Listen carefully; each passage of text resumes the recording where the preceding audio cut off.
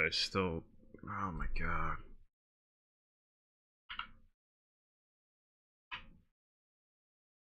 Dude, is this real life, man? What the fuck happened, dude?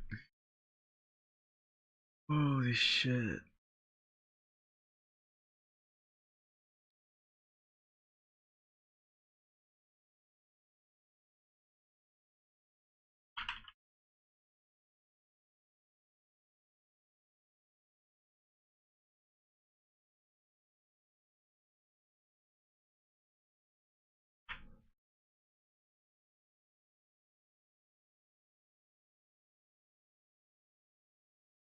Oh my god. I literally, like.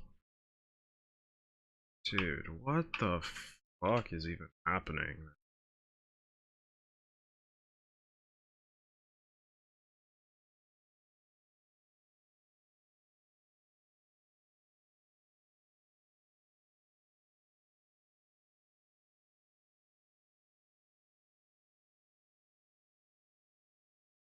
Oh my. I don't even. I'm honestly like almost in like complete disbelief, to be incredible. Just open Photoshop. I've lost my.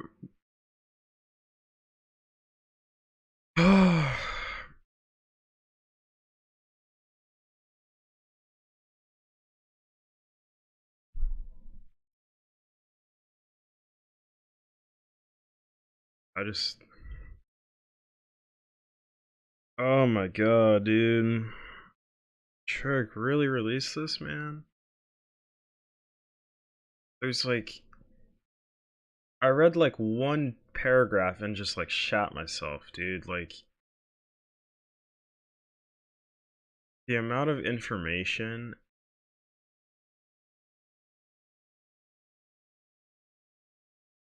is like.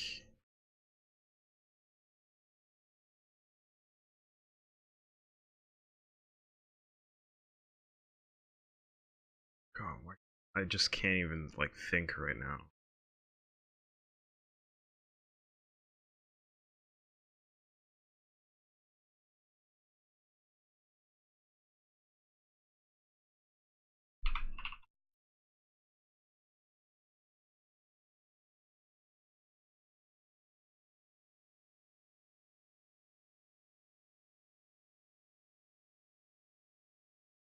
I don't even like. Oh my god, where do I even begin? Like,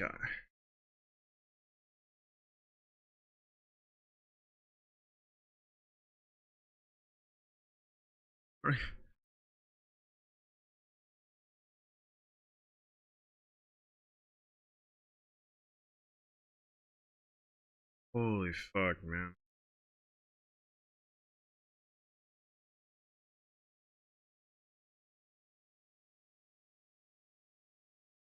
Dude, serious? Let's do like.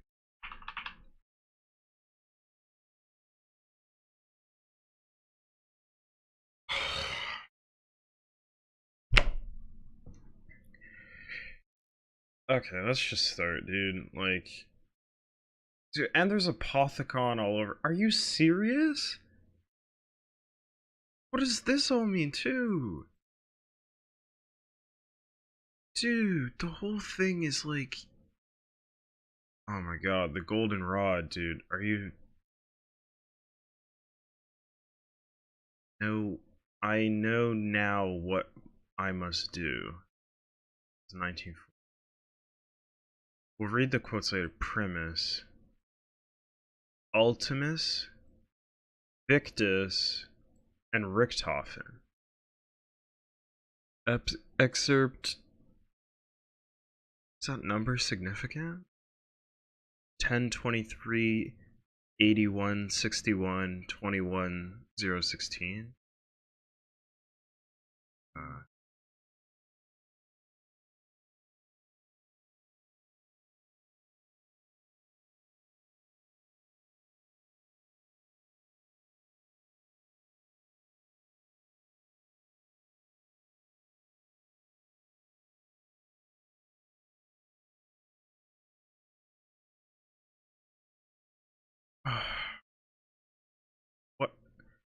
I don't even, like...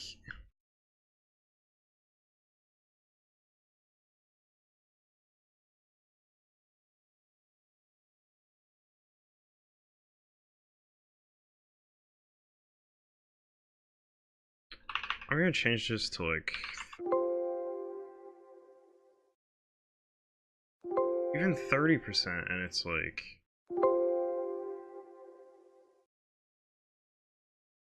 there's just so much.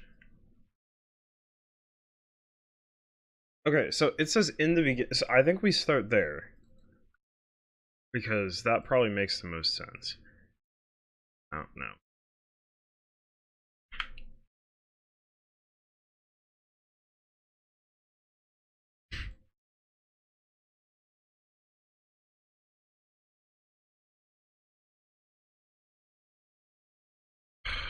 Dude. Oh, God. Let's put it...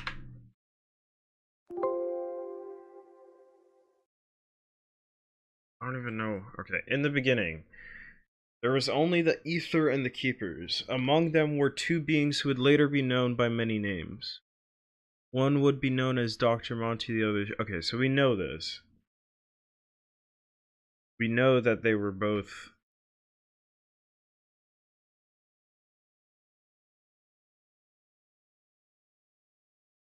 so we have the Ether and the Keepers of the Ether. Okay, so that's... we know this. April 21st, 19... Jessica kills a photographer and secures the incriminating photographs. January 15th... 1292? 1292. The Great War between humanity and the Apothecons begins?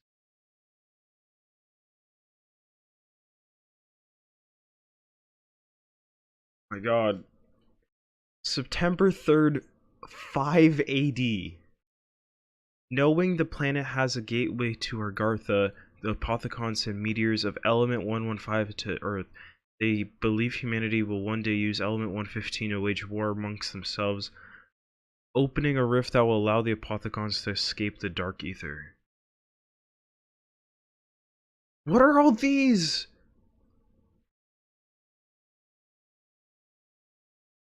Isn't there like a...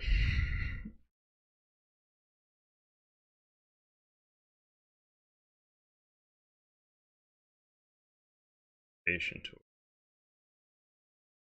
There we go. Before they seemingly disappear from history, Primus instructs the Wolf King. No. What?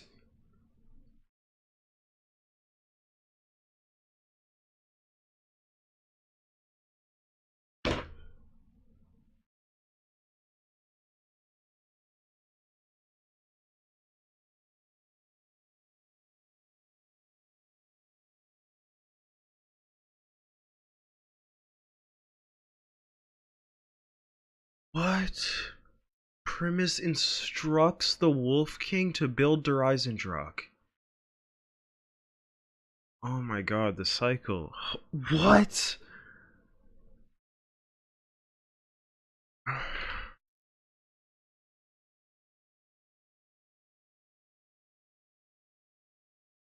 Together with the Keepers, Primus defeats the Apothecons, bringing the Great War to the end. 1299.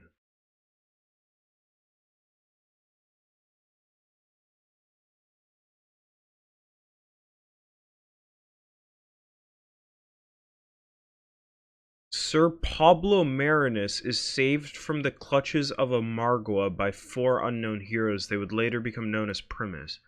1294? What? Dude, no, there's no way. How the what? How does...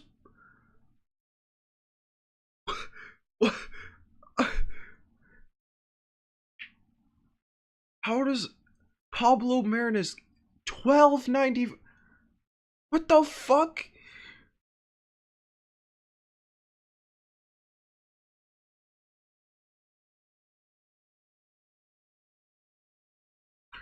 Found guilty of Al's murder, Salfin and Billy are executed by electric chair. 19th, 1950. We already knew that. May 10th, 1951. Maxis forms Group 9 through 5, an international organization dedicated to the study of element 115. Maxis tells the scientists they represent the future of technological advancement and will be the pioneers of human discovery. The group swears to work in secrecy from their respective governments.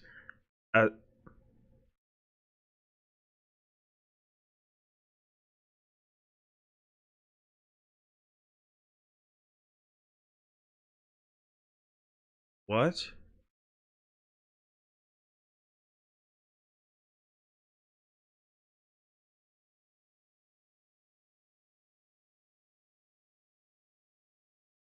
What?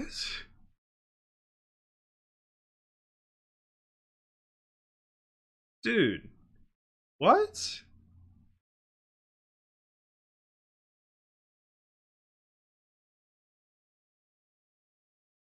An international organization.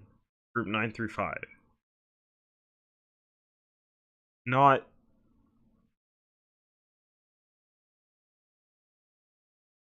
not created by the Nazi war party to increase the German war effort. 1951. What?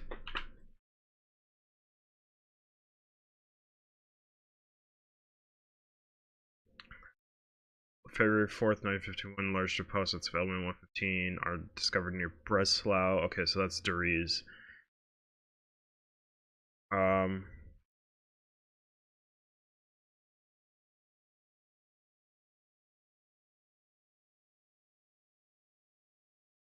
They just confirm it. Like, it's just...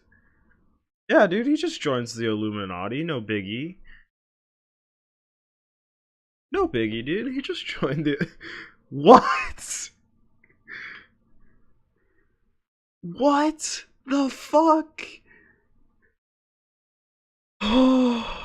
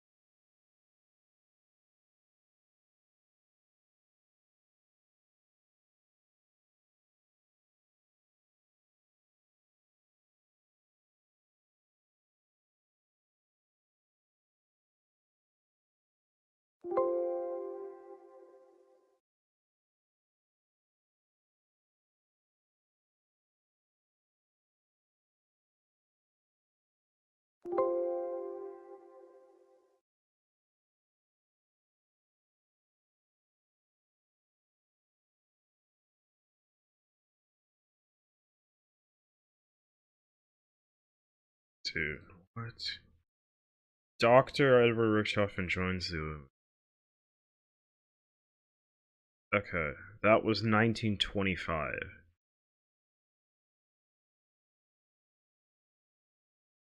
A meteor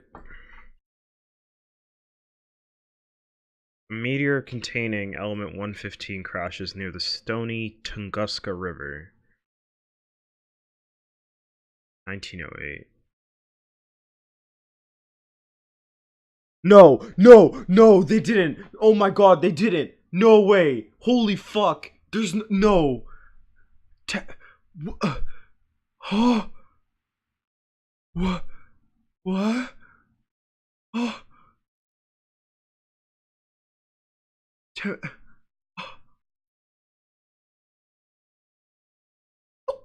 What? What the fuck? No, dude. Do these guys know yet?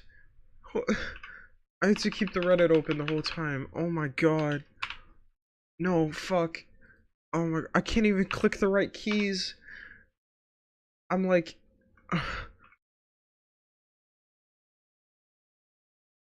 Oh no, no, I'm wrong.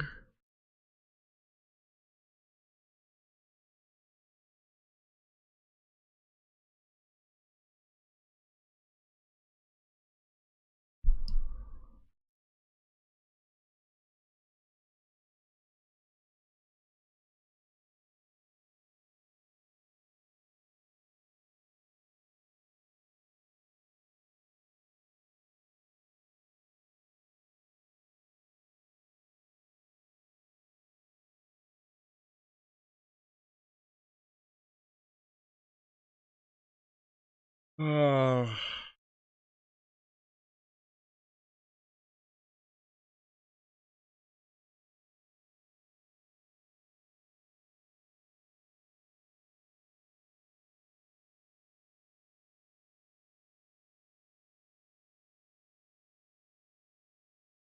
his name's Arthur.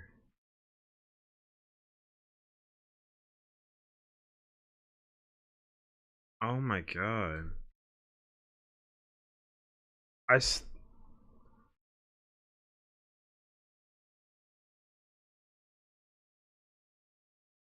I should really be like marking what I've read already. Like, that's so significant. Which key is this?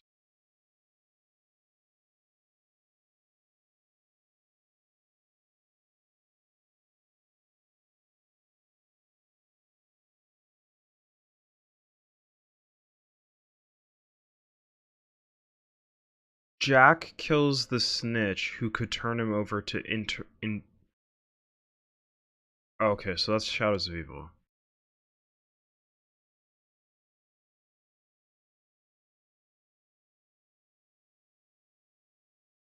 What am I even doing? I can't even like.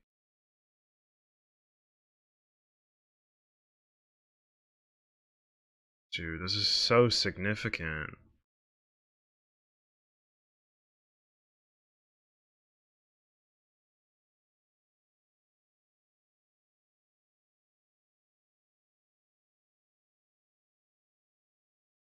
Jessica misses a call from her producer. Says he didn't have a good feeling about the director and it didn't work out. However, he scored her lead in a musical and he and his partner are financing.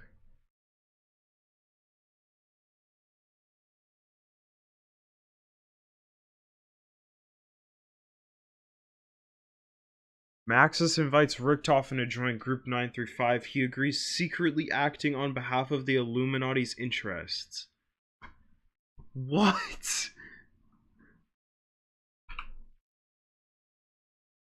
Oh my god. Samantha Maxis is born, her mother dies in childbirth.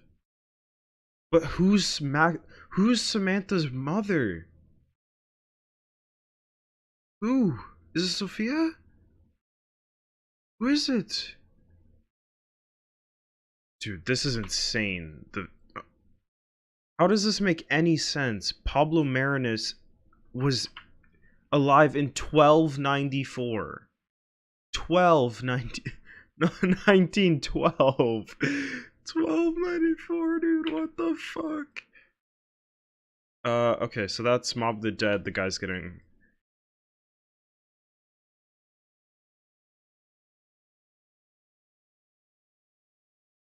Dr. Edward Richtofen joins the Illuminati.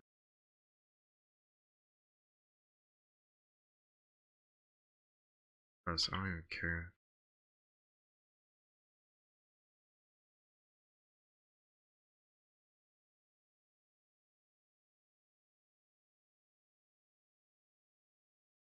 Oh, I see. So this is the different map.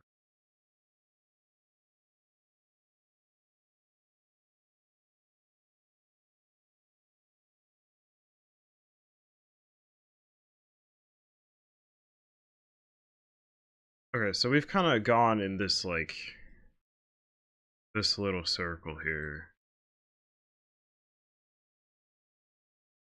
What is this?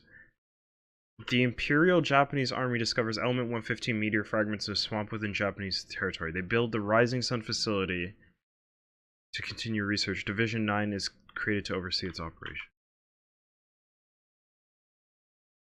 The U.S. government discovers elements of 115 at Groom Lake. Okay, it's Area 51.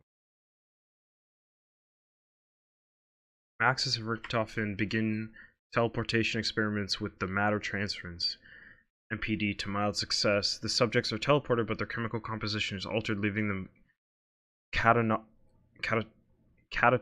and changed. Okay, we already knew. using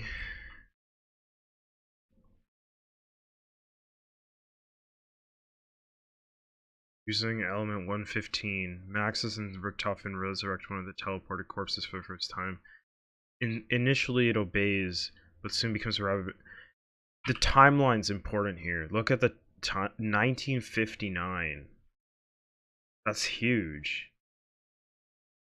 Because we know this, but like the time is a huge difference. Like, why this should be going on during World War II? So like the fact that oh my god, there's so much here that just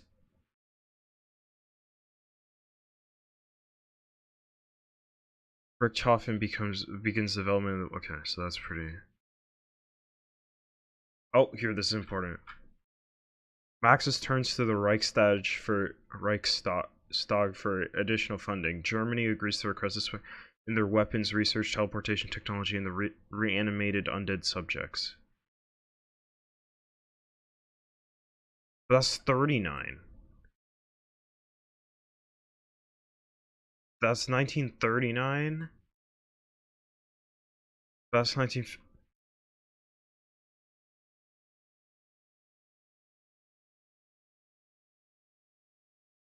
During test trial 151, Richthofen and Dr. Schuster successfully teleport a walnut. Oh yeah, the radio. This is the first successful test where the chemical composition is maintained through the process. Oh my god. Edward's walnut delivery fails to impress Maxis, who declares it a waste of time.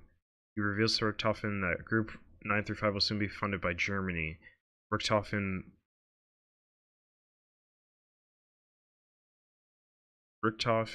worried? This worries. This will lead to massive defections. He and Schuster decide to continue the... Okay, so we know this, but timeline's important. That's 39. That's 1939. What is this?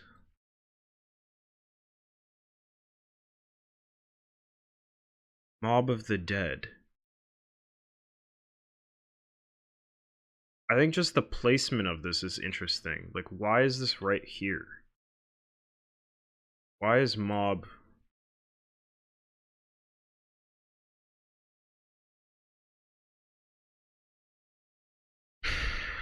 Oh my god. Ben marries Angelina Bow, an inspiring style related with the delusions of grandeur.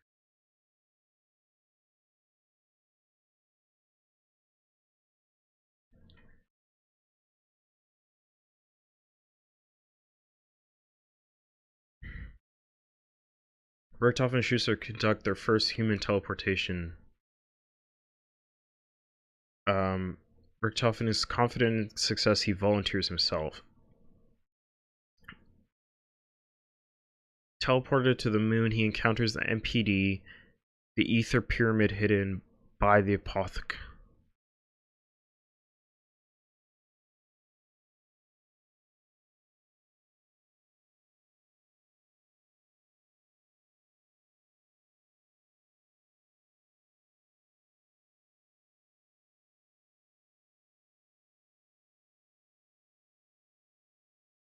Richthofen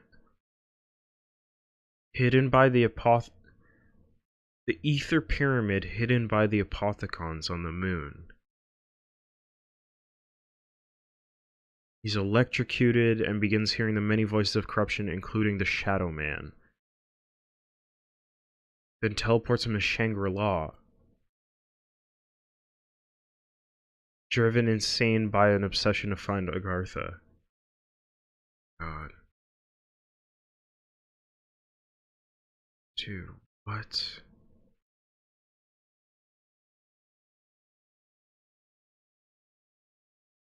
Richthofen is worshipped by the natives of Shangri-La.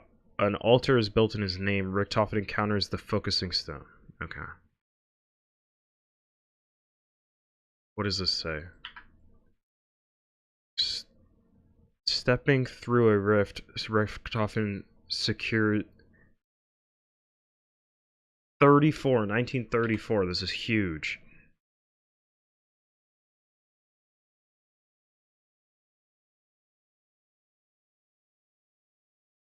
Why Sal and Finn, though?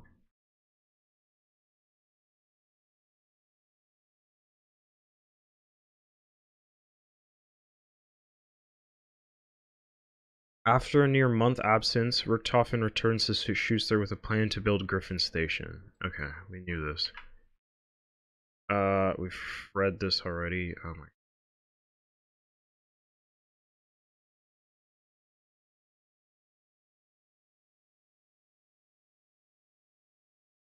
What is this? The power switch. Oh my. Okay.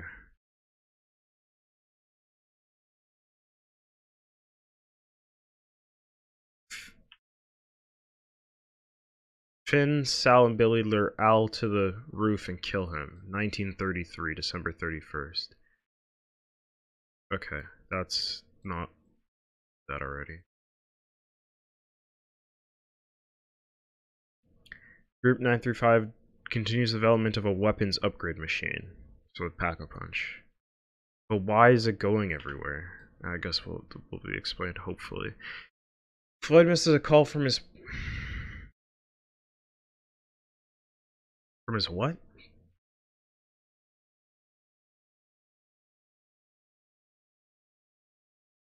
Oh, from his promoter. Okay. Floyd misses a call from his promoter that the fight was a success and that he has a shot at the title.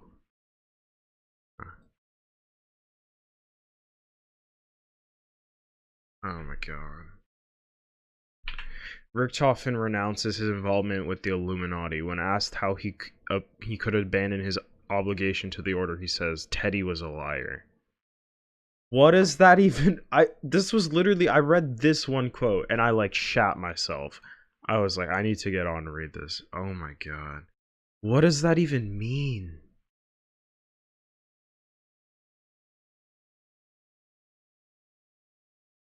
Dude. Oh my god. Okay. Roth and Schuster. What?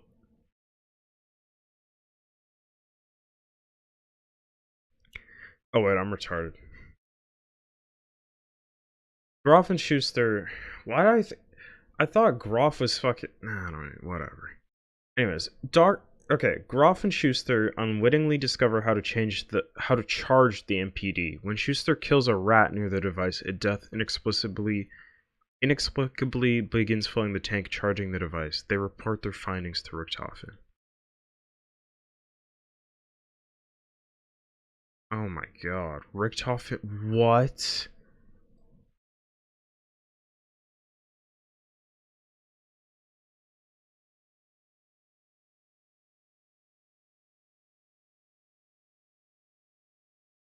Soldiers and scientists to be sacrificed?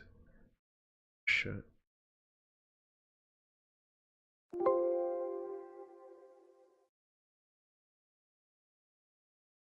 It's Control Z. Oh my god. Are you okay? So this is like borderline insanity, Richtofen. Shit. Takeo Misaki is dispatched by the Emperor to oversee the work of Group 935 and Division 9. Wait, 955? Oh wait, no, that's Group 93. It's like a matter of pixels. Like, I'm pretty sure that's a 5. Is that a 3? If it's a 3, no, there's nothing to see here. But if that's a 5, that's a... I'm pretty sure that's a 3, but I'm just gonna mark it anyways. Maxis instructs his assistant Sophia. Okay, so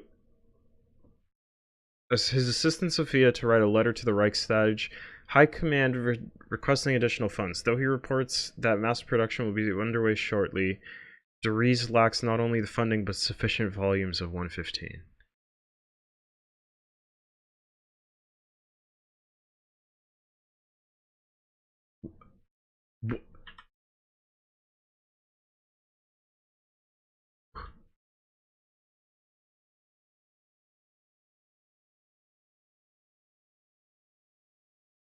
Rick, how does that make? How does that even make sense? Richtofen shares the element-based elixir recipes with Griffin Station.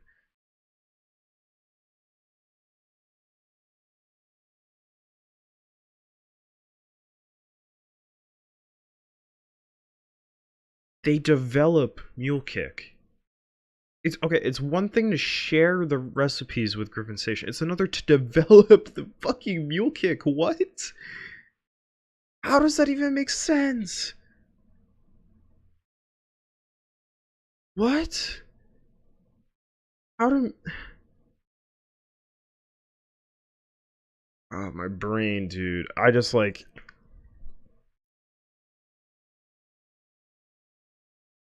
How does...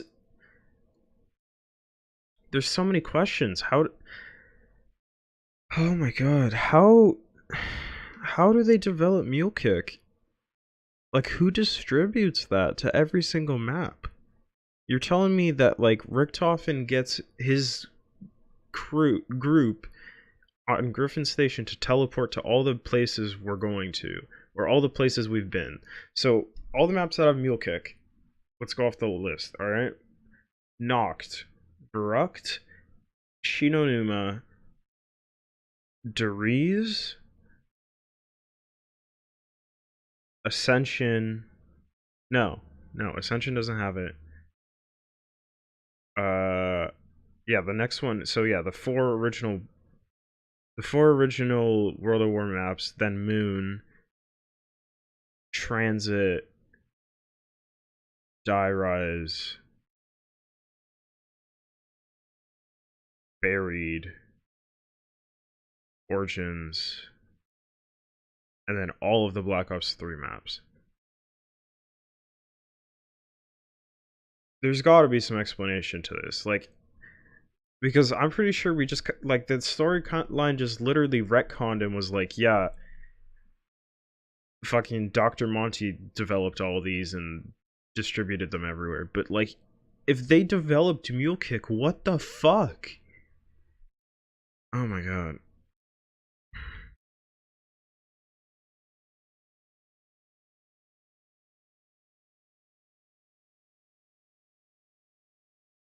In response to Maxis's request, Germany creates 2 new facilities for Group 935.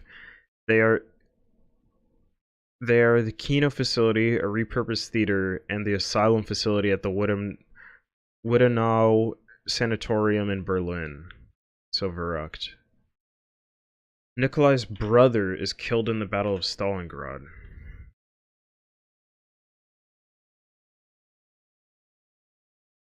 Is that significant? I don't...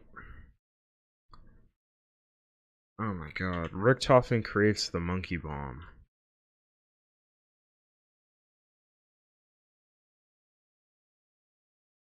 What is this? Oh my god, the fire staff, dude.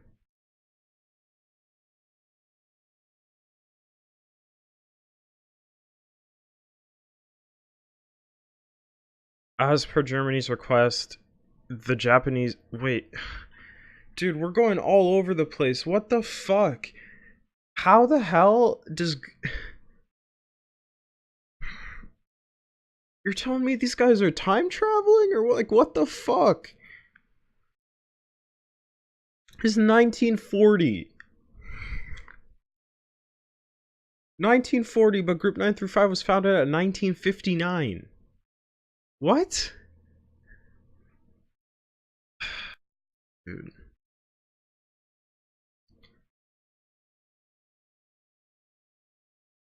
In a personal log, Maxis expresses concern over Element 115's impact on Richtofen's behavior. No longer trusting him, he wonders if it was a mistake to invite him to Group 935.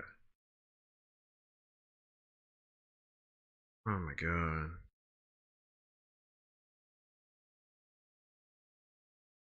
Dude, like... Is it Teddy Roosevelt? Like, I'm trying to think. Teddy was a liar. Who's Teddy? The only person I can think of as Teddy is Theodore Roosevelt. Like, that's it.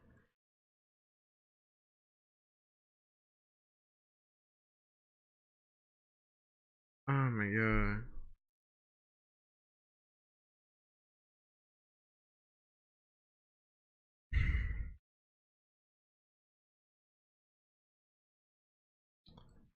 I don't even know, dude. What is this? Honoring the Wolf King's dying request, his loyal servant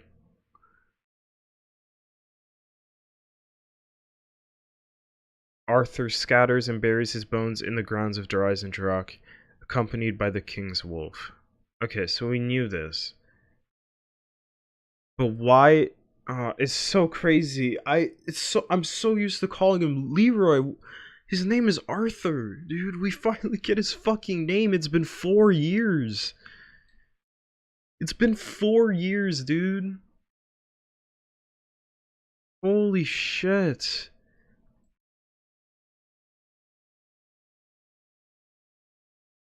Oh my god.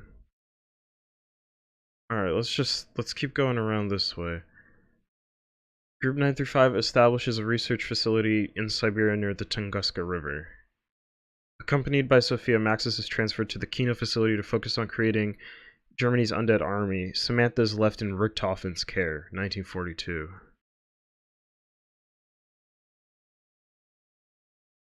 Maxis worries that he and Sophia have grown too close. He considers sending her away.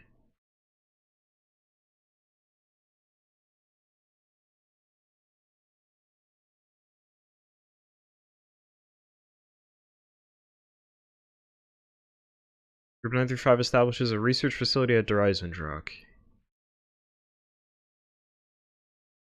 This timeline is so important that Group 935 was happening parallel to. Oh my god. Okay, this looks like a big one. Sophia declares the Battle of Stalingrad is nearing victory for German forces and that Valkyrie drones have been deployed to locate any resistance strains and attempt to capture. After the release of large concentrations of Element 115 by German forces, the city becomes largely populated by the undead. Nikolai and his comrades continue to fight for what remains of Stalingrad.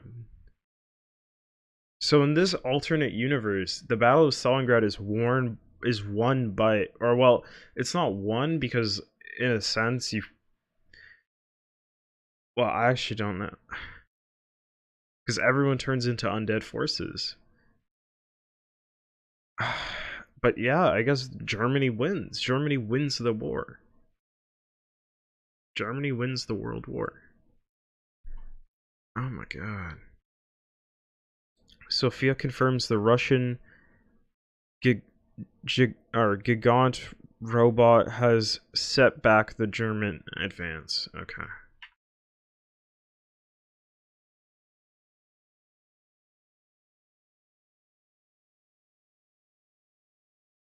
Nikolai Belensky's wife is killed during the German advance into the Soviet Union. In an effort to numb the pain, Nikolai increasingly turns to vodka.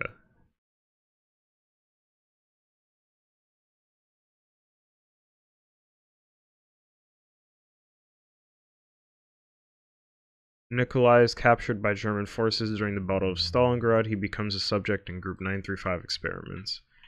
I'm trying not to mark any of the text. Oh my god, dude, this is incredible. And I have to put this under exposure too. They could be hiding anything in this. Oh my god.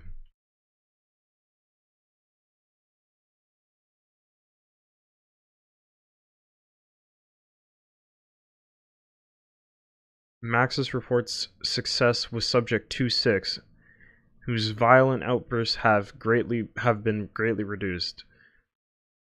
This method of treatment will be on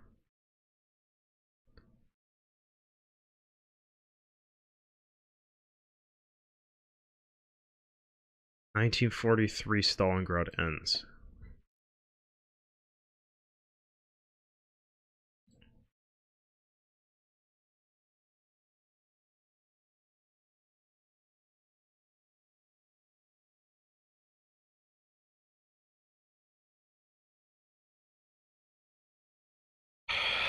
Dude, I don't know if I can handle this, bro. I really don't. Like, we're barely even scratching the surface.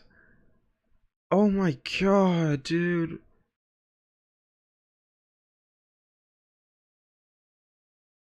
Max's text tests the first file for storage on the data servant.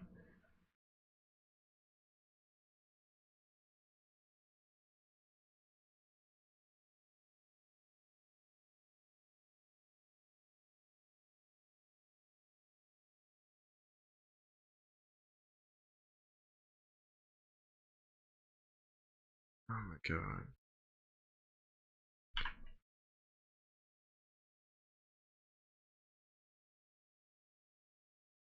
Maxis reports the treatment has been perfected. He believes that if subject 26 can retain the impressions for longer than 26 hours, then the 26. What is so significant about 26? That number. That number is like, it's specific.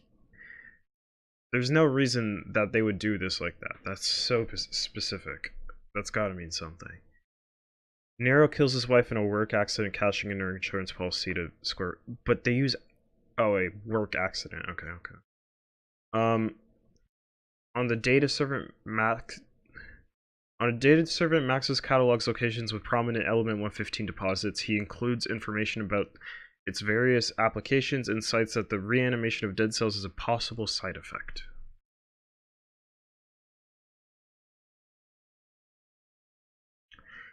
After killing a handler, subject 26 is killed and deemed another setback.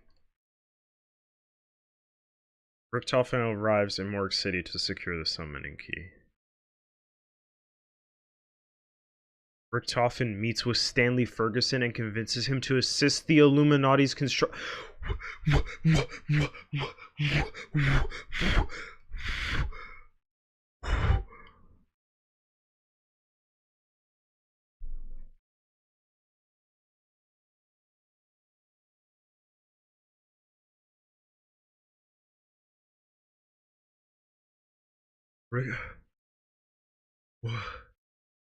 Richtofen. Dude, I actually don't like. We've barely hit like 3 circles, dude. How am I gonna do this, bro? Richtofen meets with Stanley Ferguson and convinces him to assist with the Illuminati's construction of the Alcatraz laboratory. Oh my god.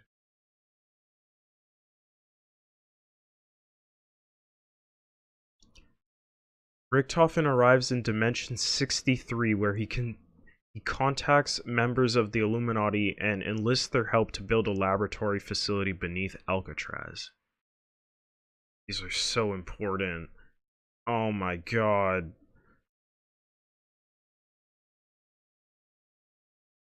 Holy shit.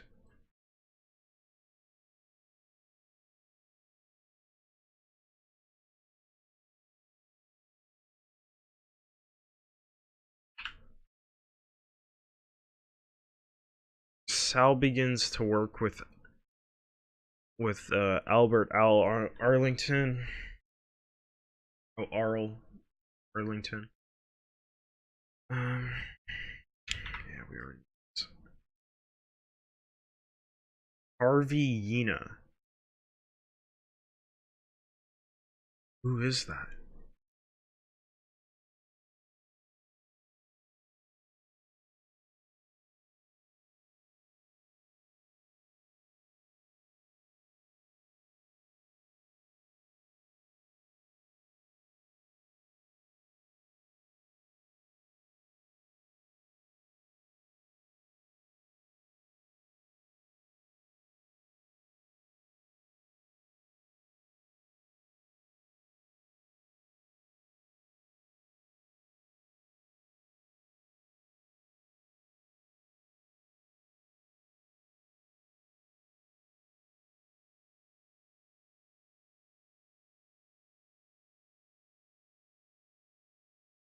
Oh my god, dude.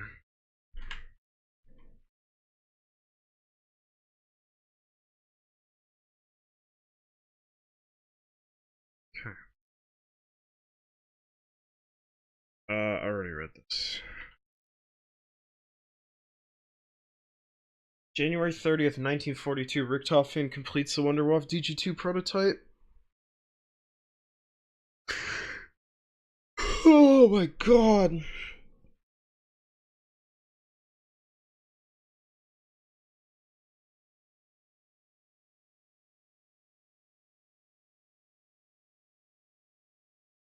Takeo Masaki is dispatched to France. Okay, so now we can start to see, like, in circles in different directions, like, which each thing means. Oh my god. So the one we were reading was, like, the main storyline, which I'm assuming is what's going to be continued on in the next game.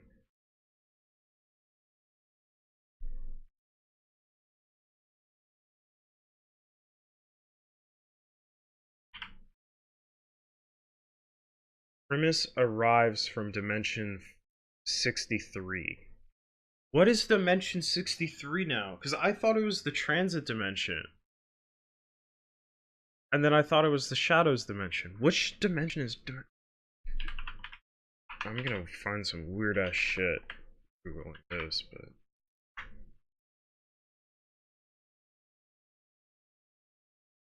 Fuck is this? What... If there's gonna be any answers, it's gonna be on this one image. Primus arrives from Dimension 63. In an effort to prevent the events that are about to unfold, they formulate a plan to stop this dimension's Richtofen.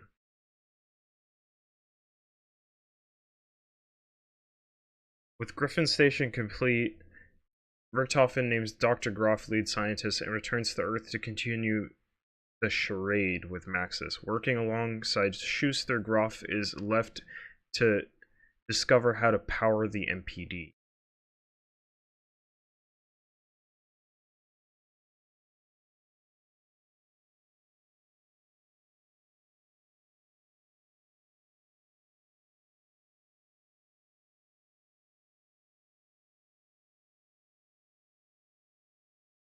Richtofen is contacted from the house by Maxis, who warns that the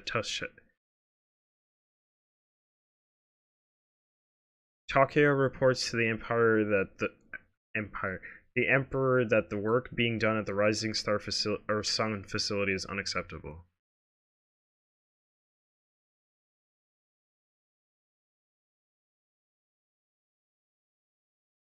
In a speech to his staff, Groff talks optimistically about Griffin Station's establishment as a permanent base of operations. Oh.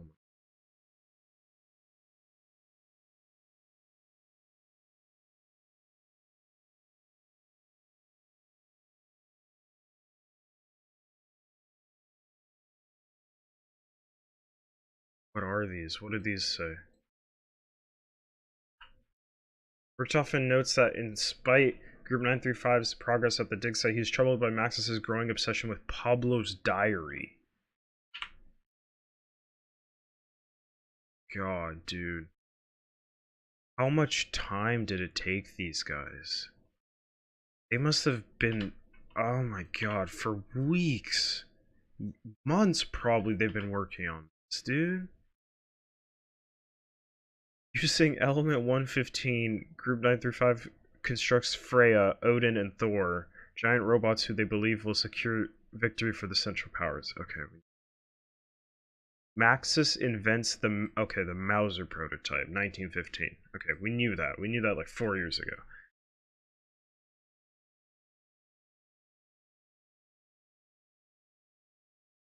Wait.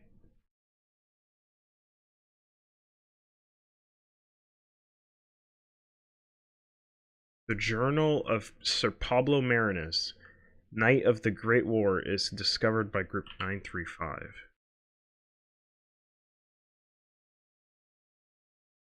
And when they say Great War, they don't mean World War I. It's the war with the Apothicons in the 13th century, 14th century? It's 13 something?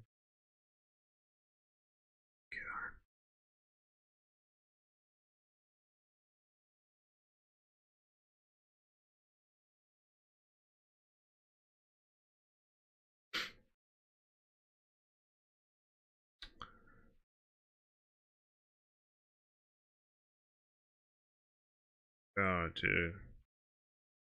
Richtofen is visited by another version of himself. Handing him some blood vials, he explains, "You will need this blood. When the time comes, it will protect you." Before stepping back. What? Oh, I need to make sure I don't hit any of the text. Are you serious? Rick, oh my god, when was it? 1914?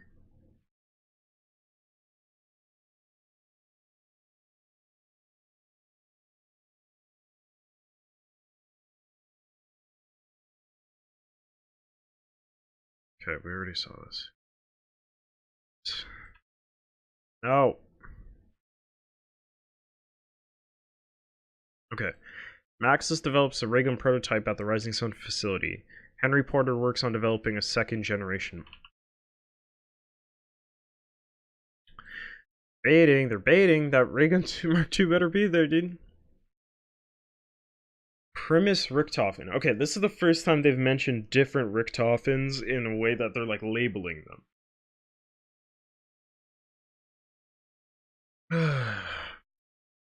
So this is Revelations.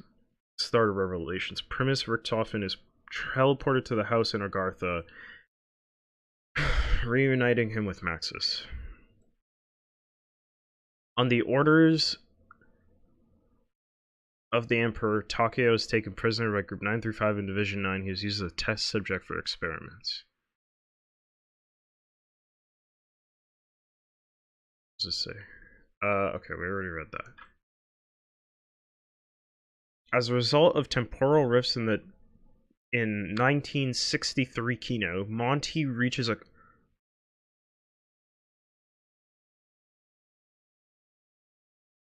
Okay. As a result of temporal rifts in 1963 Kino, Monty reaches across time and offers little nudges. One nudge is developing Group 935's Element 115 fused elixirs. They create 4 medicinal beverages known colloquially as Juggernaut, Quick Revive, Sweet Cola, and Double Tap, the original 4.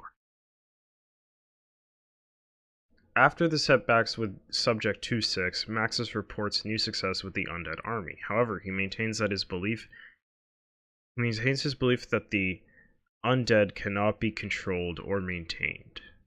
Yet he does it anyways.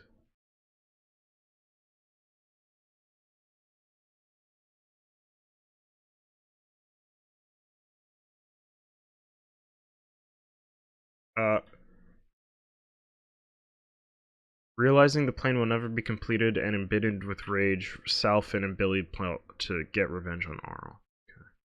Dude, the ciphers in here as well. Dude, there's gonna be stuff we don't figure out for years. Oh my god, dude. Pablo Marinas, a Mexican spy, is captured. What the fuck, dude?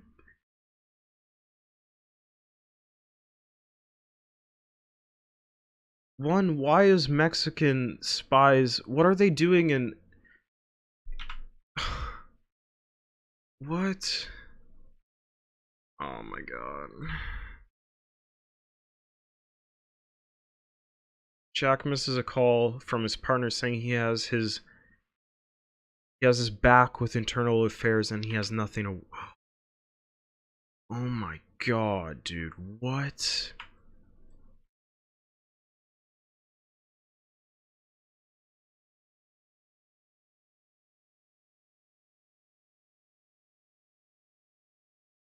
Don't tell me the next one is... Yeah. Oh my god. All of them could have avoided their fucking... Holy shit, what? If I'm guessing anything, the next one right here. Yeah. Yeah.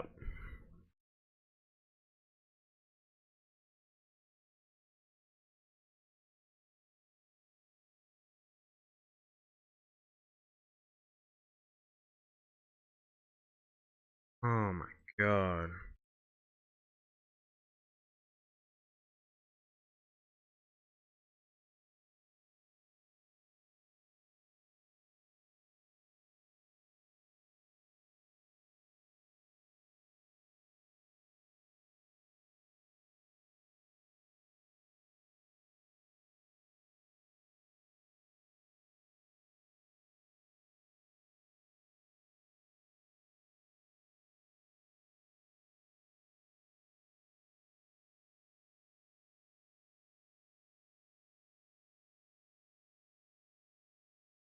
Okay, now we're getting to 29?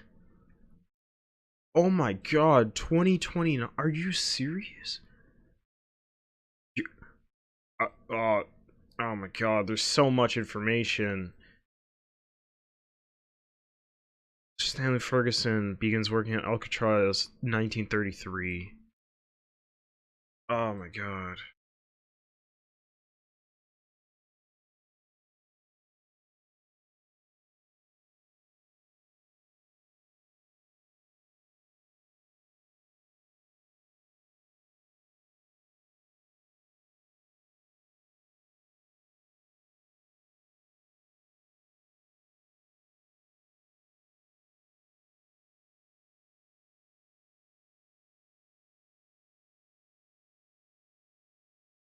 Richtofen and Maxis joined Group 935 in 1912?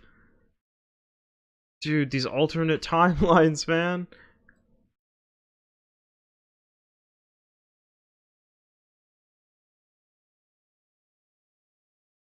Nikolai is sent into exile? What?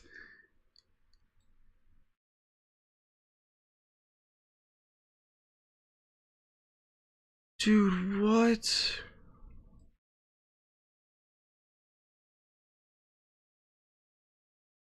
Oh my god.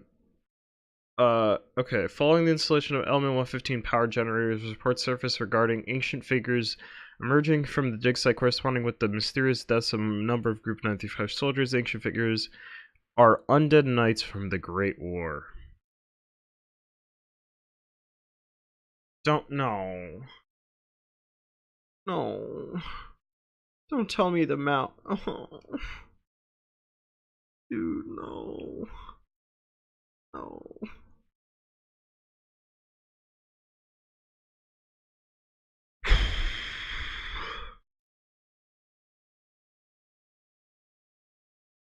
Oh my god. The mound is this. It's the same mound, dude.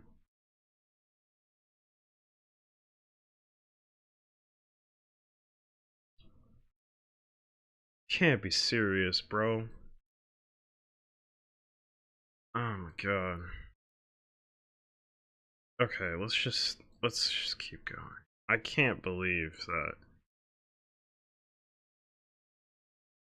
Nero misses a call, Jack misses a call, Floyd misses a call, Jessica misses a call. It's weird that like they just use the same excuse for all of them. It's so bizarre as like how did they all miss a call and like not call them back and like they were all in the act of doing their like sins or whatever.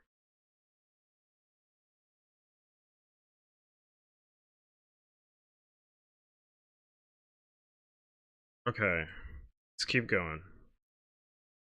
In his what is this? Okay, Division 9. In his cell, Pablo writes of visions of a great war. He describes a great battle against strange demon-like creatures who were trying to devour the earth. In his vision, he sees four knights protect him from certain death. He makes a note that the knights wore tunics similar to those in Durais and Jurok. Okay. An allied plane malfunctions over an airfield and crashes. German army trucks transporting the undead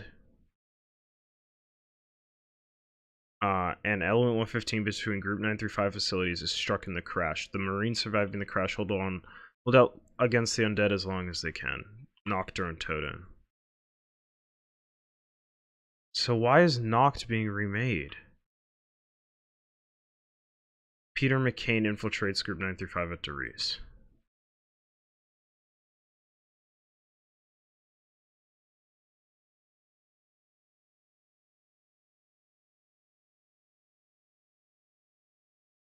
Um, Groff radios Richtofen and inform him that the device has been powered up, the MPD, and is awaiting the conduit. Richtofen says he will... Okay, yeah, with Operation Shield. Okay. Though frustrated that the matter transference devices have been largely unsuccessful, the test subject departure from the original point of origin is undeniable. However, Richtofen's suggestion that the subjects may have been transported not through space but through time itself causes Maxis to worry if his irrationality may soon prove to be a liability to our endeavors.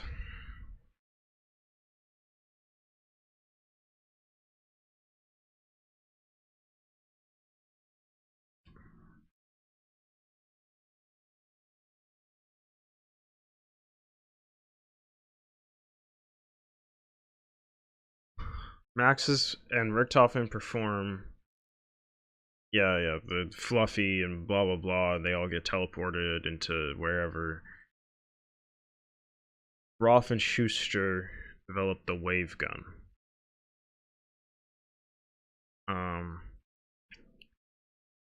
Dude, there's like so much. Oh my god. It's just like, it just goes and goes and goes. Like, Samantha is teleported to the moon while Groff and Schuster work on the MPD. Running into the MPD, she is drawn inside of it, where she becomes corrupted by the dark ether.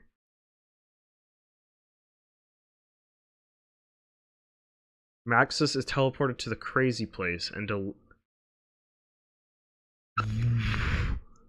What? Maxis is teleported to the crazy place and develops the power to merge with electricity?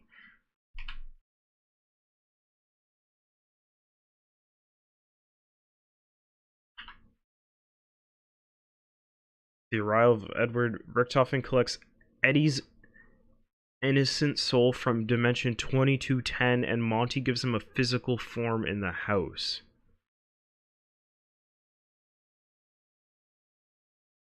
Okay, so we knew this, but...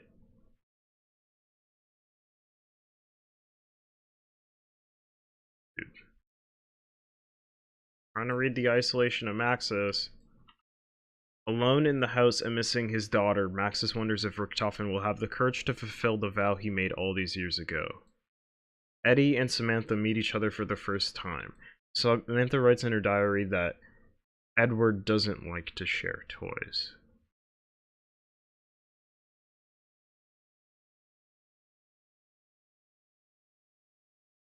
What? Having observed Monty for some time, Maxis uses the teleporter in the basement of the house to study and explore other dimensions. Among them is the empty Earth, where an alternate Maxis had constructed Zero Base, that was in the comic. A facility that houses artifacts and replicas collected from a multitude of different timelines. However, his attempt to manipulate the empty Earth create a reality too fragile to be sustained. The empty Earth. Oh my god. So there's a timeline where Earth isn't populated by humans.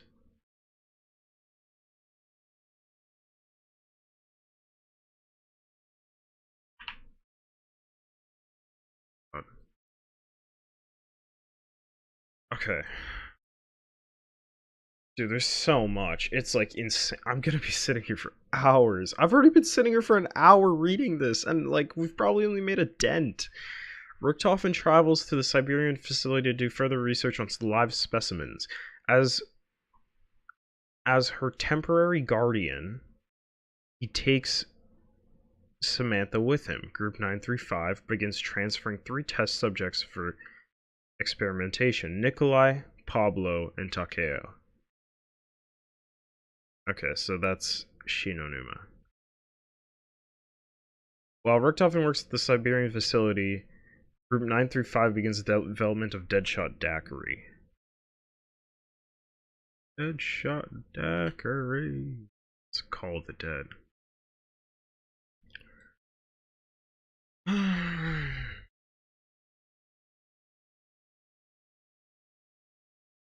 Richtofen returns to the moon. Learning Samantha is trapped in the MPD, he orders Groff to teleport Maxis there to coax her out of the device. He also warns Groff to keep an eye out for an evil-looking dog.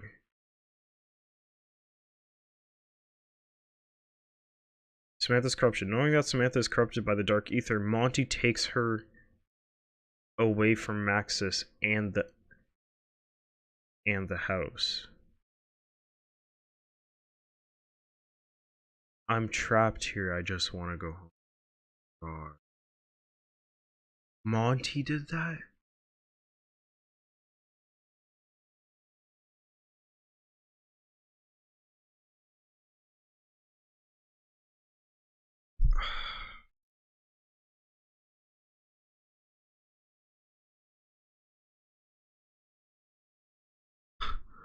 This is more than like a little fucking promise, dude. Like, this literally ties in everything. Like, I don't think there's even gonna be clarification needed for anything anymore after this.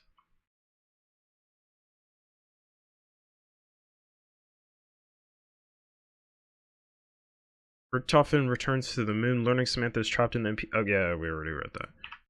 Okay. The blood acquired.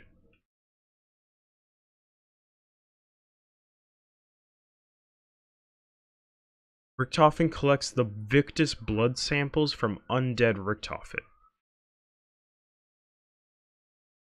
Undead Richtofen. So there's a timeline where Richtofen becomes a zombie. In an effort to free Samantha, Maxis approaches the MPD and persuades her to come out. Once she does, Maxis gives her instruction. Kill them all. Maxis kills himself and merges with the technology of Griffin Station, while Samantha unleashes the undead upon...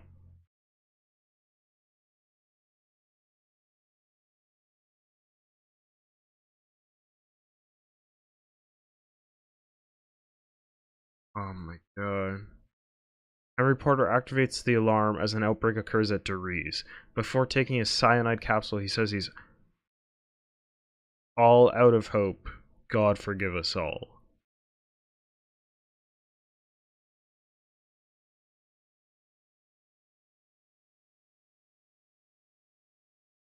CIA handler Cornelius Purnell,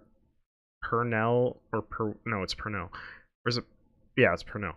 Confirms that Peter McCain has successfully infiltrated Group 935 and has been transferred to the asylum facility. Cornelius suspects Group 935 is losing control of their experiments and has sent in a Marine recon unit to extract McCain. Tank Dempsey is to lead the squad.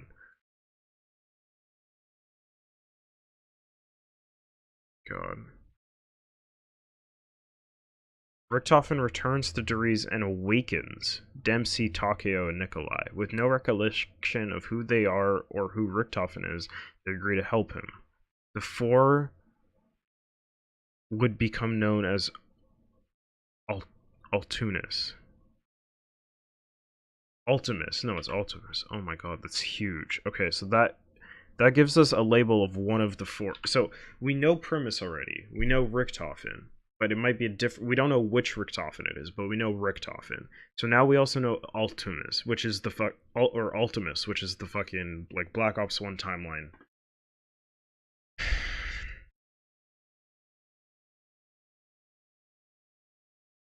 Peter McCain parachutes over the Rising Sun facility. He dies shortly after. Fractures. Oh my god, dude, this is such a mindfuck. There's so much information. It just goes and goes and goes.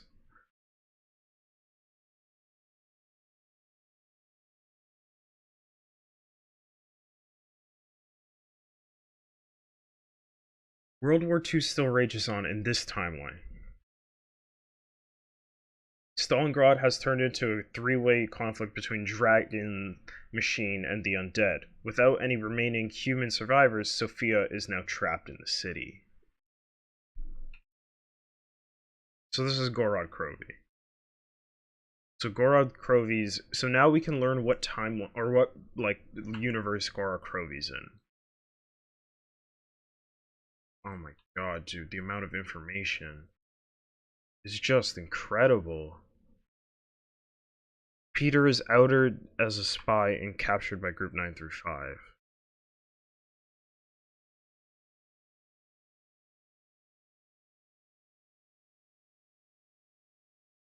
Ultimus travels to the Rising Sun facility to recover Richthofen's diary. Upon reading it, Richthofen begins to form his plan to defeat Samantha.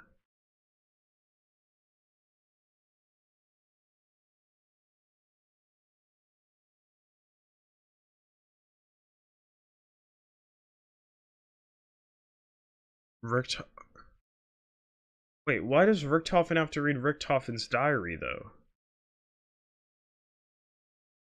I see Call of the Dead. Okay. Richthofen reports Pablo has died from following a spleen removal. He also reveals he's been performing experiments on Samantha? What?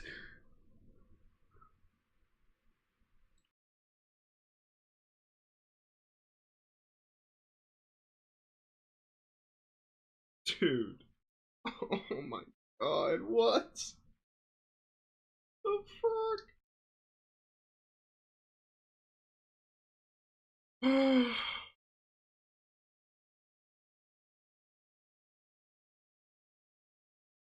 He's he's been experimenting on Samantha.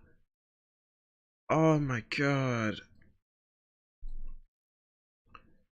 Hold on, let's finish this circle and then we can come back and oh my god. World War II ends. World War II ends. Group 935 continues their research. What does this say? On the orders of Division 9, he's used as a test subject for organic plant-based experiments. Okay.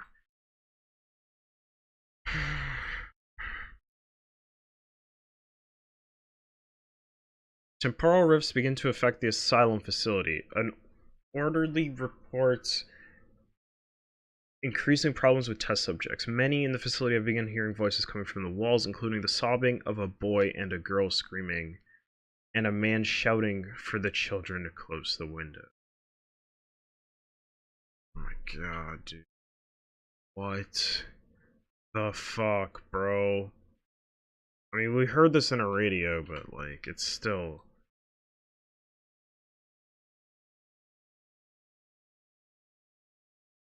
Okay. Continue with Ultimus.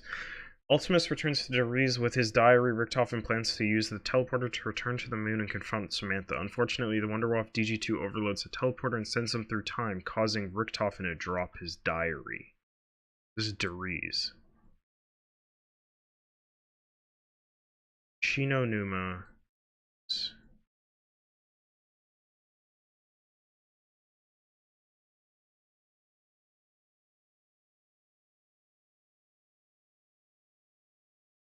What's in that diary? Is that the Chronorium?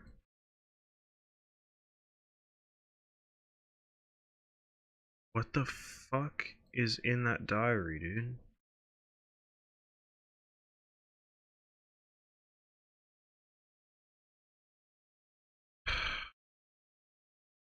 Sophia confirms the existence of Project Rasputin, the Russian Mangler soldier.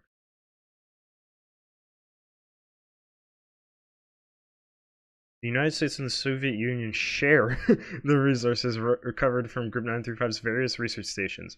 Richtofen's diary is among the items recovered by the Soviet Union. So that's important again. The Pentagon hires many former Group 935 scientists in an effort to replicate their work.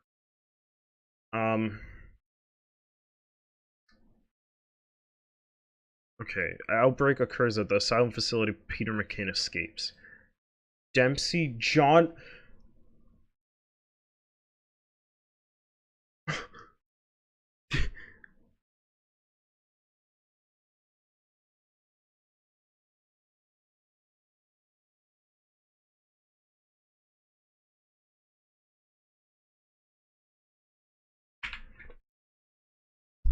I'll be back.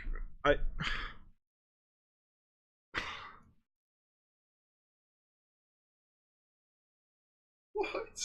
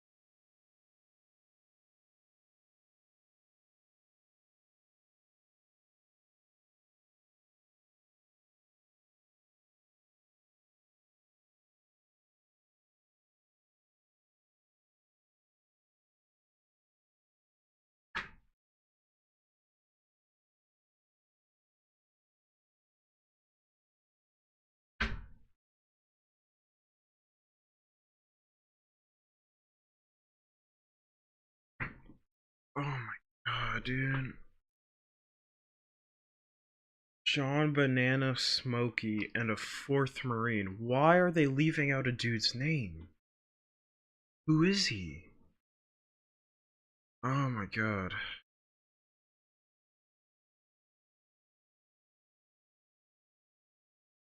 John Banana writes messages and records his last words while beaten alive by an undead Smokey. Oh my god.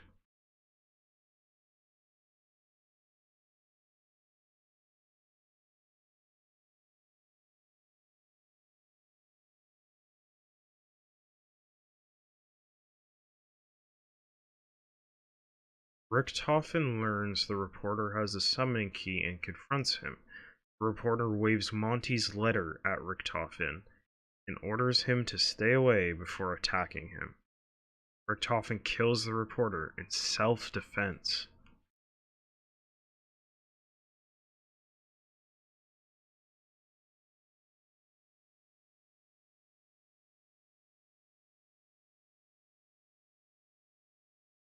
God.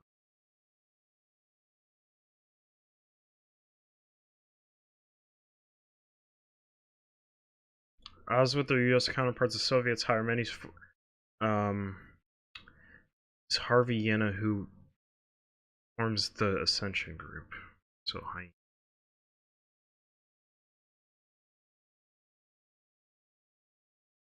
Richthofen reports another spy has been captured and will be brought in to replace the Mexican. So Pablo, the subject is Dempsey.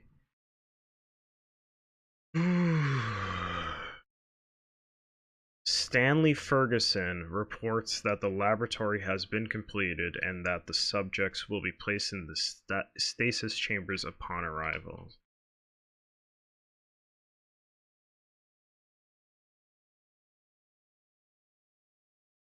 Dude, this is actually like, there's just so much information here. It's like actually fucking insane.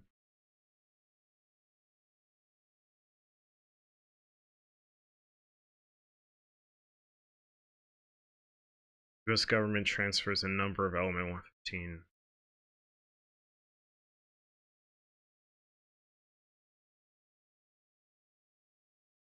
Oh my god, dude, there's just...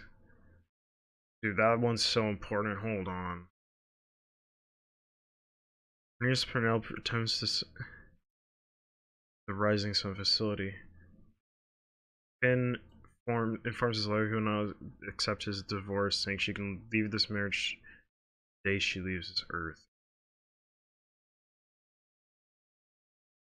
Gersh and Yuri Zavisky start working. Essentially. So whereas Brock and Gary discover Shangri-La during an eclipse, they unwillingly trapped in a time loop. Sally, sent back in time from 2011, is trapped in the same loop. Ultimus arrives with the help... Okay, so that's just Shangri-La's Easter egg.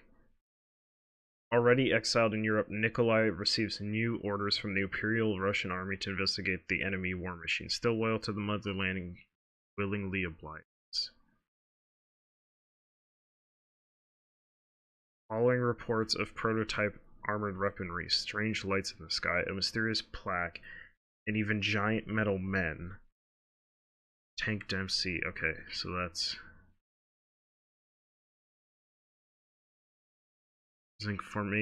Information gathered from Pablo's journal. Okay, so that's the...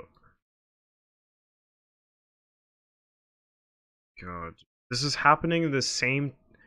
no, it's not. Okay, hold on. The Pentagon creates their own prototype teleporter and commenced experimentation, studying Group 9 through 5 medicinal. So the Ascension Group develops PhD Flopper and Stamina. The two maps that appear on Ascension, so nothing too crazy.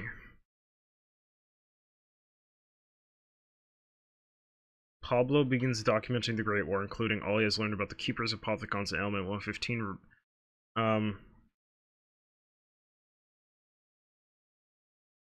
Okay.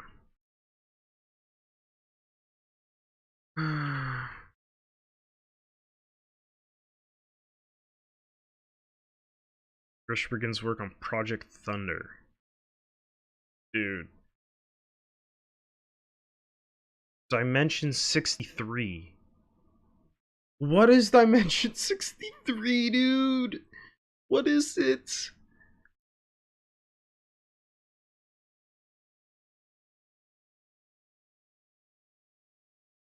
Worked often documents the personality traits of his test subjects. Thus, intellect seemed low, but his will is strong. Takeo is still staring at the floor, muttering what sounds like some kind of proverb over and over again. Nikolai has recently begun responding to stimuli, but only after injections of a new serum made primarily from vodka. Richtofen notes that their minds have almost been entirely broken, with no memory remaining of who they once were.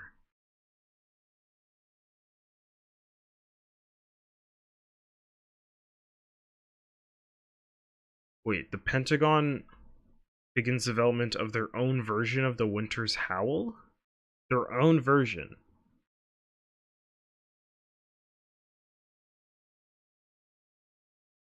What? From Dory's Ultimus teleports to Kino. This marks the first time Ultimus travels across space and time. That's important. Temporal rifts occur across dimensions. In light of these developments, Monty feels obligated to step in and begins to make changes in the background across time. He helps Group 95 invent perk machines. He adds chalk drawings to walls, little nudges. Ultimus locates a lunar lander and flies to the Ascension facility.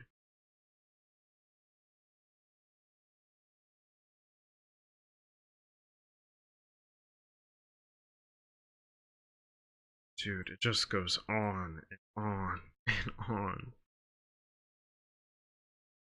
It's like so overwhelming. There's just so much to.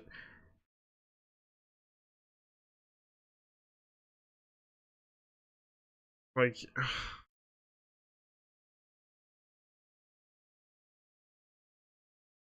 Takeo Masaki fights in the Battle of. Okay. Richthofen begins his studies at Heidelberg University under the tutelage of Dr. Ludwig Maxis, having lost his parents. Richthofen. Okay, so we knew that. Okay, so this is a different timeline.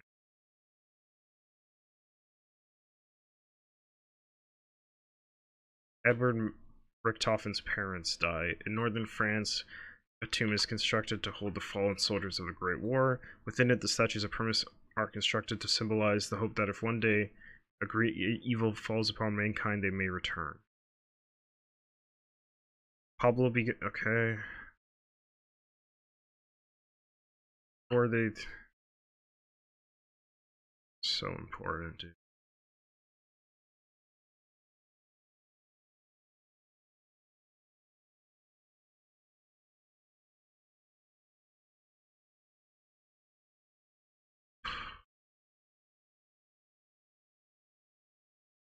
I'm actually so overwhelmed with all of this. It's like...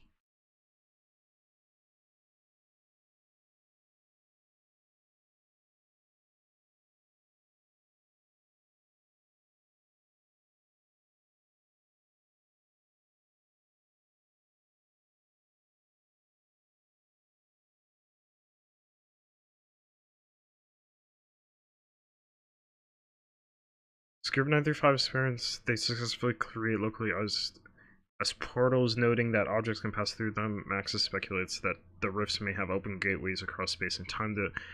For Magartha, she begs for his help and ultimately reveals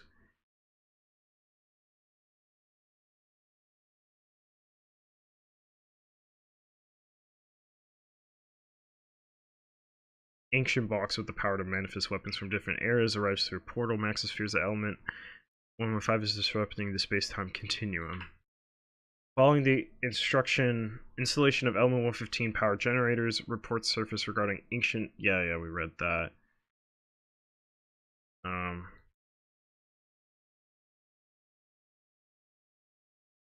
I need to I have to get my bearings on things. Like, where are we?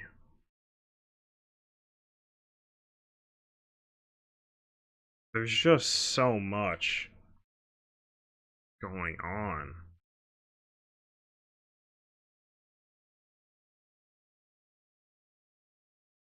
Has anyone made a...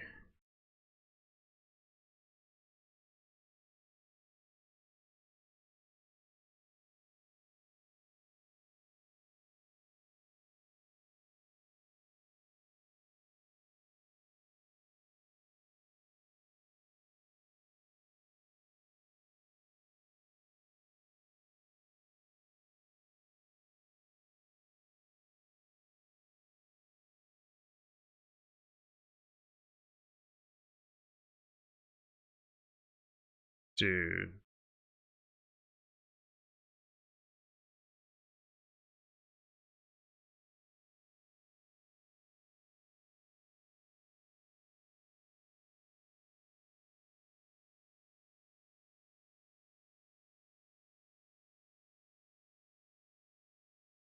Hold on, there's a bunch of spoilers. Just realized. Okay.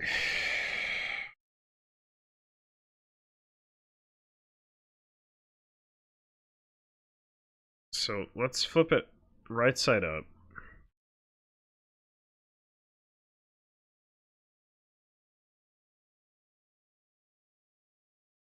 Sort of work with it, okay?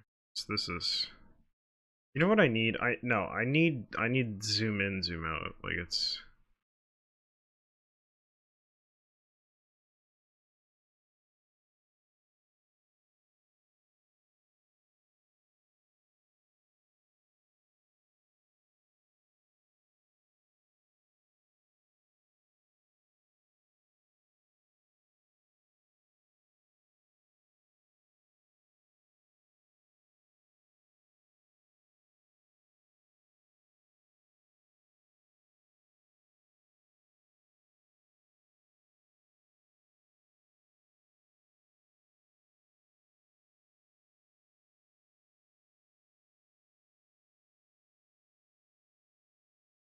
Oh my god, dude.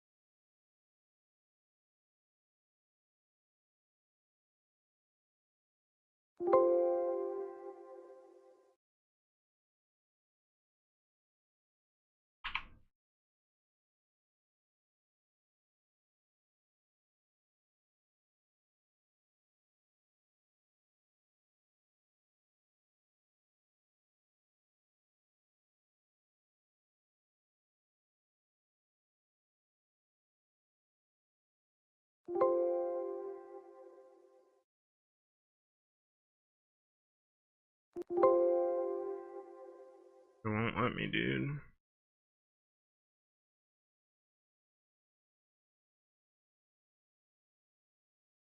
I just wanna bind the zoom key.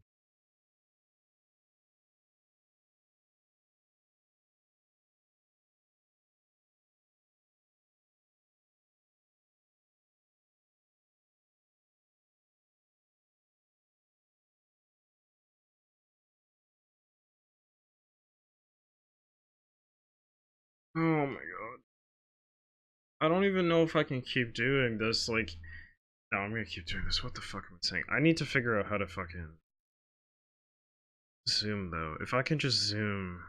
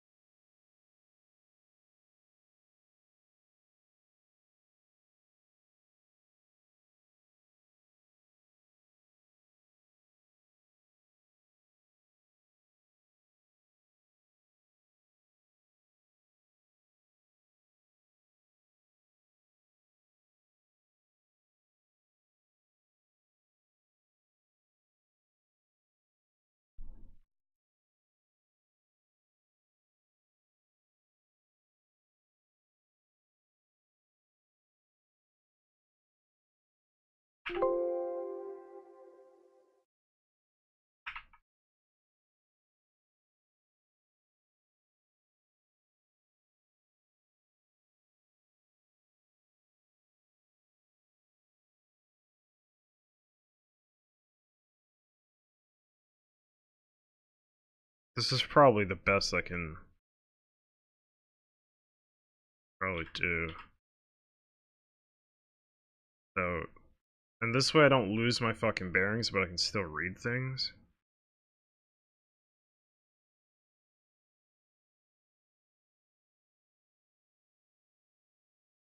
Oh, there's so much information, dude.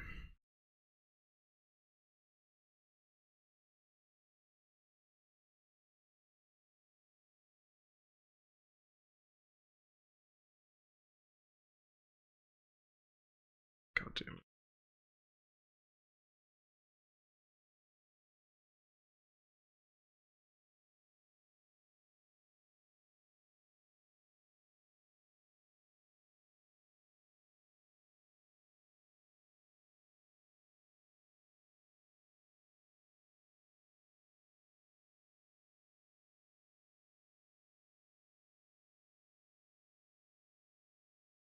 After an LA heist for Sal goes wrong, Al wakes up in the hospital. While in the hospital, he submits a comic strip, angry and frustrating with his kills a prostitute, no longer willing to. Okay. In an operation against the DeLuca crime family, Billy is arrested for multiple homicides. An operation against the and is arrested by the when it's offered. Wow. So all of them go to jail. Oh, they all go to Alcatraz. Okay.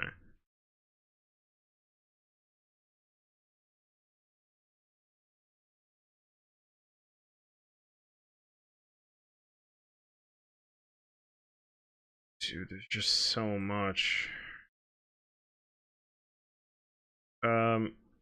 Okay. Hold on. The flesh. Oh my god, the flesh, the flesh, the flesh. I've always wanted to know what the flesh are. Oh, There's a site.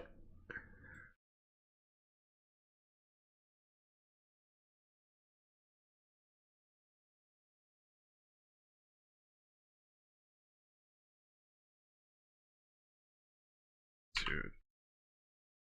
I've always wanted to know what this was. For years, this has bothered me. Samuel J. Stuhlinger joins the flesh.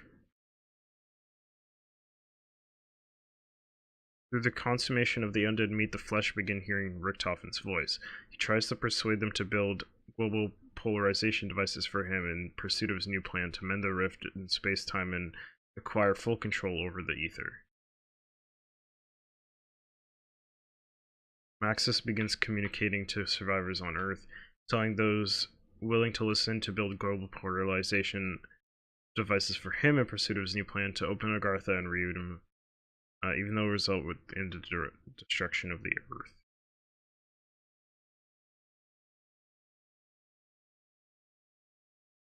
The more Maxis reads of the Great War, the more he begins to. Okay, yeah, we already read that. The flesh broadcasts their message across all frequency. They tell others to heed our call and that the path to enlightenment can be retrieved by consuming the undead. The flesh broadcasts messages telling others to heed their call and. Wait, what?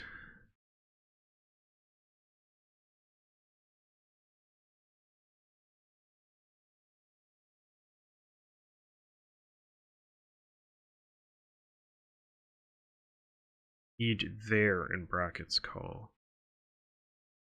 Maxis' followers begin constructing a spire near the Hanford site facility. Maxis' followers begin to doubt him, believing he might in fact be evil. They destroy their electronics.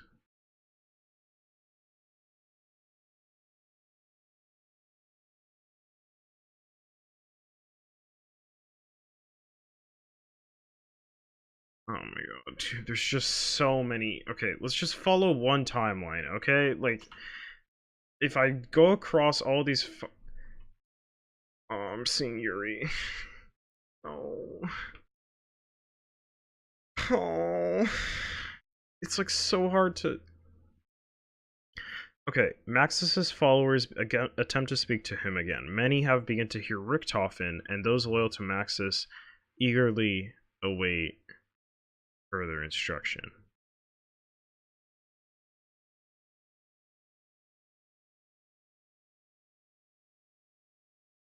Actually, wait, why am I marking that? We were okay. A broadcast is sent out confirming the fall of the.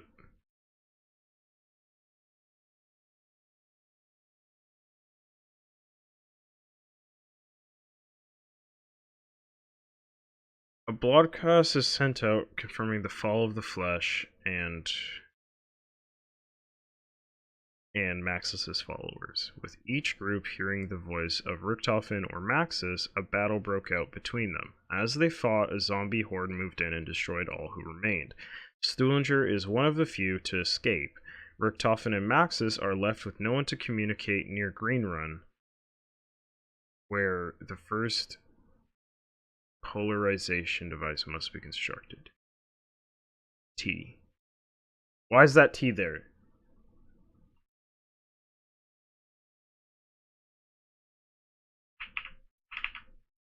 Shit.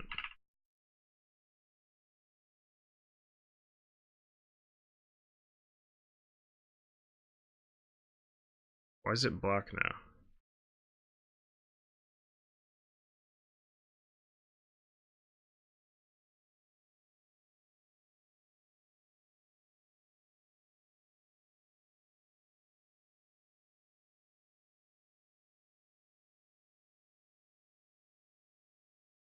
It's not even the same color anymore, dude. Wait, hold on.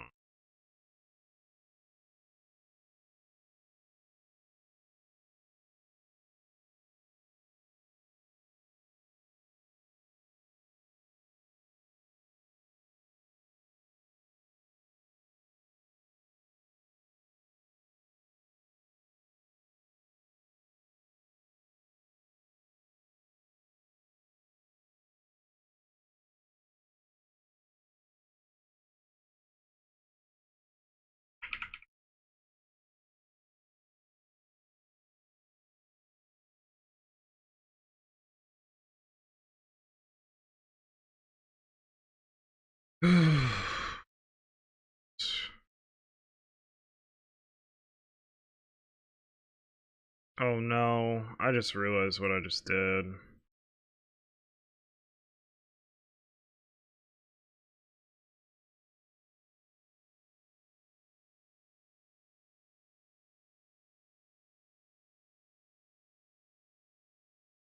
Hold on. I want to go till when this starts. Where does this start?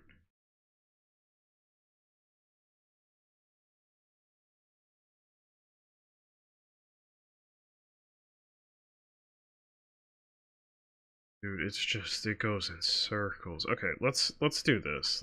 Let's do since we were reading Yuri's anyways.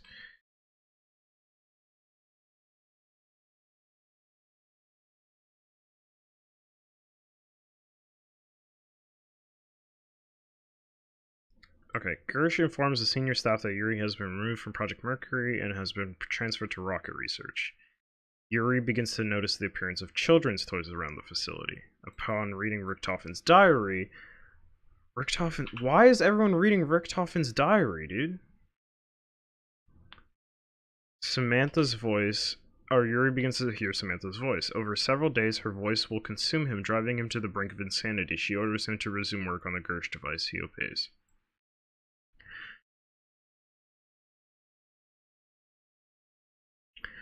Gersh announces to the committee that Project Thunder is nearing completion. Gersh reveals Yuri may need to be removed from his ascension entirely, having observed his being hostile towards other scientists and frequently observed muttering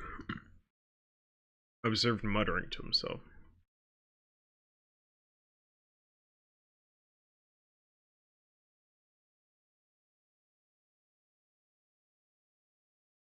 Monty brings Eddie and Samantha more toys. The problem is that, like, that sounds innocent and all, but like it's super fucking significant because like all the fucking toys we've seen in the Origins cutscene are like the fucking the transit characters, the um like the Panzer Soldat, the Ascension rocket, the oh my god, dude. Okay, obeying Samantha's wishes, Yuri tricks Gersh into activating the Gersh device. The rift created absorbs him and allows Samantha to travel through. Yuri is also absorbed and is transported to the Pentagon. Oh.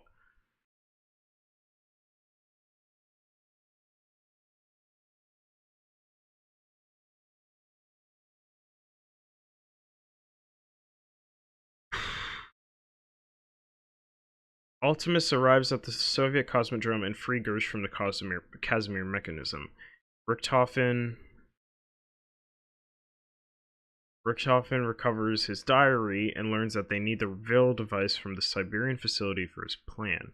Maintaining his ethereal form, Gersh sends them into a rift to their next destination before beginning his travels across space and time.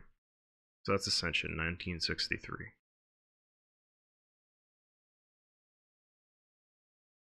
Then we have 5. In the Pentagon, John F. Kennedy, Richard Nixon, and Robert McNamara meet with Fidel Castro in the aftermath of the Cuban Missile Crisis. Due to the events at the Cosmodrome, a zombie outbreak occurs. Samantha sends Yuri to the Pentagon to thwart their survival.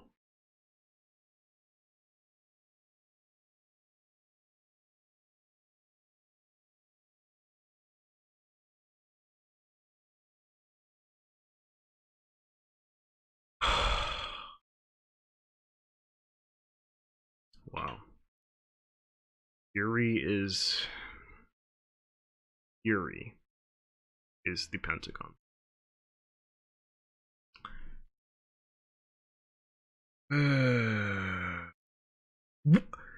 Hold on.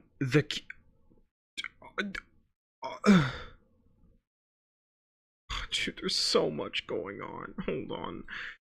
In an effort to avoid another undead outbreak, the U.S. government creates the Broken Arrow program, establishing several colonies or facilities across the country. The Groom Lake program is folded into Broken Arrow. Oh my god. Why do I have a feeling this is gonna be bad? Get that badly.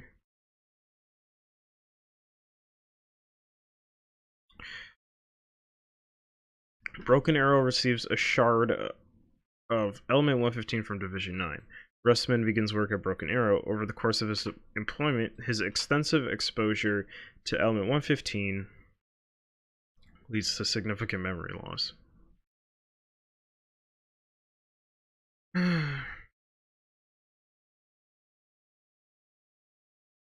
Broken Arrow begins live animal experiments with the shard, creating bios. The shard. Why is that so, like, it's so specific. A containment breach involving the bios occurs at one of the Broken Arrow facilities. Russman is one of the few to escape alive. The facility is shut down and abandoned. Its projects are transferred to other locations.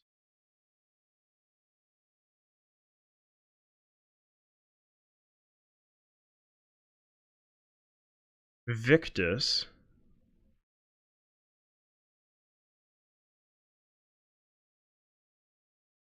arrives at the abandoned Broken Arrow facility. Still being pursued by undead Richthofen, they recover the Element 115 shard and depart through another rift. That's in the comic. That was comic 3, right? Before they go to the empty... what's it called? The empty earth or whatever? So they're being pursued... Holy shit, they're being pursued by undead Richthofen. But for what? So that means... Does that mean Maxis? So canonically, Maxis goes? Canonically, Maxis wins and destroys the Earth. Right? I don't even... After entering the rift, Ultimus arrives at the Siberian facility in 2011, where 2011, where they find themselves trapped in a closet while George A. Romero films his latest project at the location. Samantha, in her pursuit of Ultimus, unleashes an undead outbreak. The film's stars fight the undead horde, ultimately recovering the Vril device for Richtofen. Ultimus teleports to Shangri-La in an effort to acquire the next artifact required to defeat Samantha, the Focusing Stone. Deception. What's that? Following the disappearance of the Call of the Dead cast and crew, Romero's assistant Sally begins the search for her boss. Her journey leads her to Shangri-La during an eclipse, which sends her back in time to April 25th, 1956. Broken Arrow creates the Denizens. Broken Arrow accidentally creates Avogadro. Oh my god. In desperate need of more Element 115, Broken Arrow uses an excavator to drill near the nuclear testing facility known as Nuketown.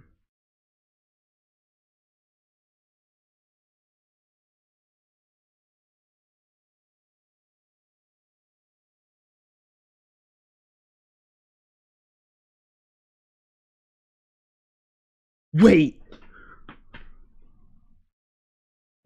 It just clicked. That's the drill. The Nuketown drill. That's for Element 115. Oh my...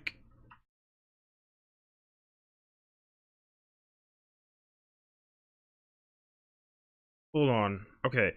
This is Moon. Using the Vril device and the Focusing Stone, Richtofen completes his grand scheme. Did I circle Call of the Dead? Because if I did, I'm gonna... I didn't. Okay. Using the Vril device and the Focusing Stone, Richtofen completes his grand scheme and swaps bodies with Samantha on the Moon, giving him full control of the zombies in the ether. Maxis contacts the remaining members of Ultimus through the station's electronics and asks for their help to defeat Richtofen. They agree. They launch missiles at Earth, leaving it fractured and broken.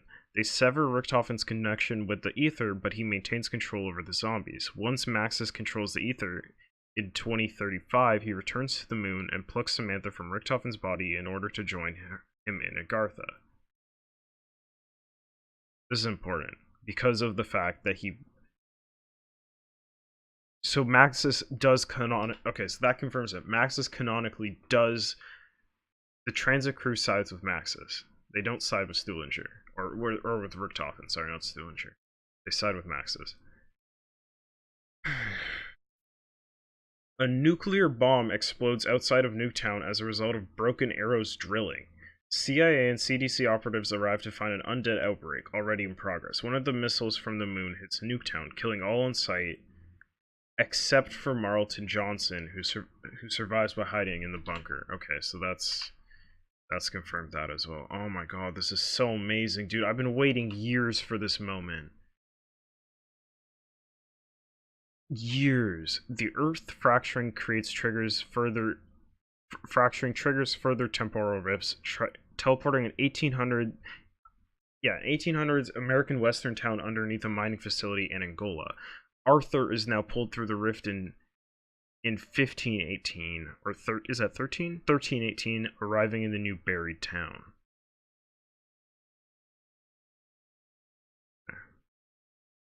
Actually, I'm not even going to mark this. Okay. Broken Arrow is disbanded after the primary facility is lost in a fire. It is later believed to be a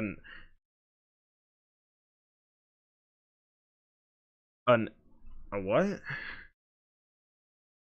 An act of arson committed by employees, destroying evidence implicating them in the outbreak.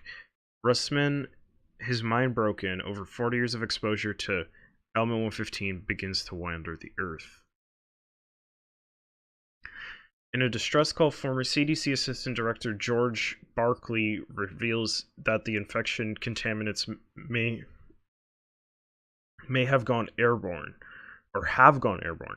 He advises caution regarding allies showing signs of short-term memory loss, psychosis, delusion, and paranoia. Okay, so now we are starting to go back onto the same. The flesh, man. Oh my god.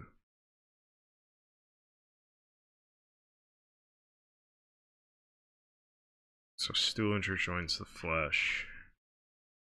Through the consumption of this undead meat, the flesh begins hearing Richtofen's voice. He tries to persuade them into building global polarization devices. Same with Maxis. The flesh broadcasts their message across all frequencies. Maxis's followers begin constructing a spire near the Hanford. Maxis's followers, this is important, begin to doubt him, believing he may in fact be evil to destruct his electronics.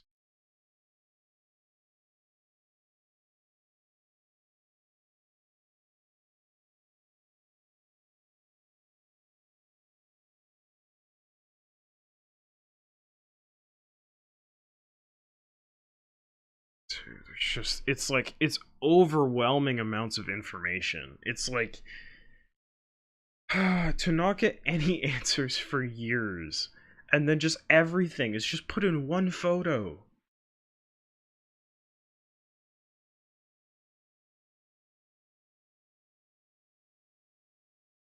Oh my god. Maxis's followers attempt to speak to him again. Many have begun to hear Richthofen, and those loyal to Maxis eagerly await further instruction.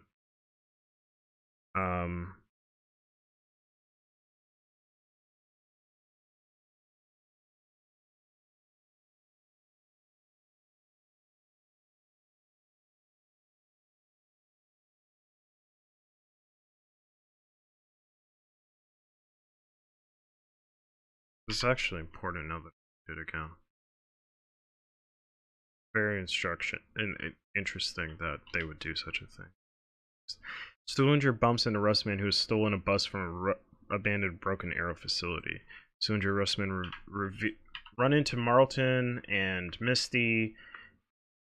I'm just waiting for. They're gonna give Russman's first name. They have to, right?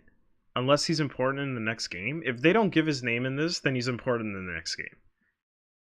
Anyways, Stuhlinger and Russman run into Marlton and Misty at a diner near the Hanford site facility, so Green Run, so Transit. Maxis has asked them to complete the polarization. Stuhlinger, having consumed zombie meat, is contacted by Richthofen, or would become known as Victus. Okay, so that's what I was expecting. Yeah, that they were Victus, because I was like, who the fuck else would Victus be? Still hoping to regain control, Richthofen teleports Victus to Province 22, where he demands that Stuhlinger activate the second polarization device. Once again, the crew sides with Maxis. The voices cease for some time, leaving Victus to wander the Earth.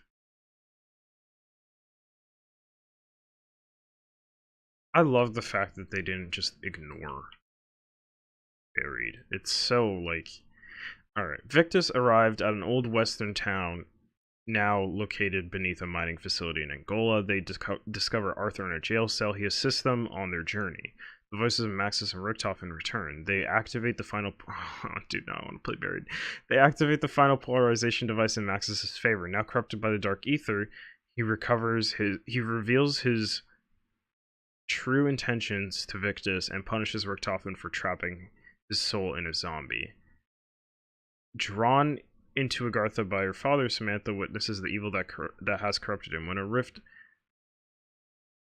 a rift opens in Dimension 63 in 1918, she reaches out to that timeline's Maxis for help. Oh my god.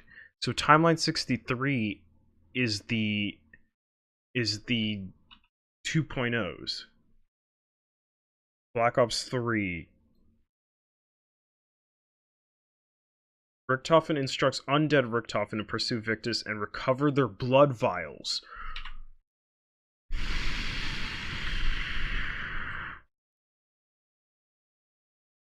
Primus Richthofen Oh my god.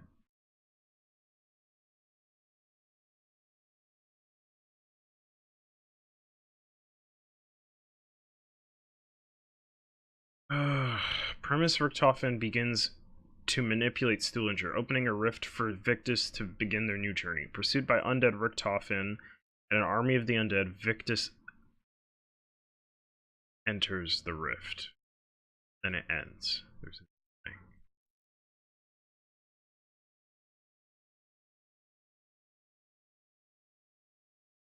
But this confirms that it's Primus Richthofen in 2036. Oh. Okay, so this goes winding like this. I think the next thing I'm gonna do is just kind of mark where I'm going. Like, it's so hard to even follow like what's happening. So I think if I mark each, oh my, there's just so much.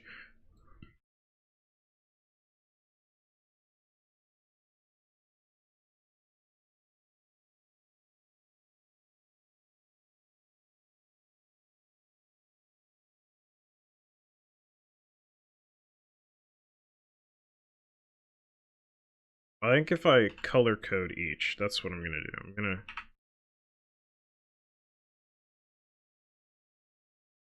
so Victus is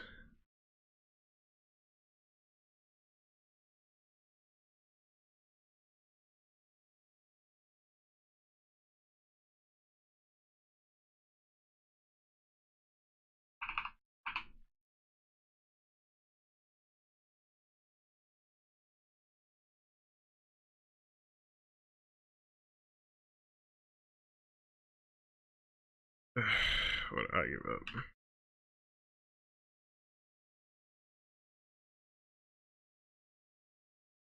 Okay, so let me get a bearing for it. There's just so much, dude.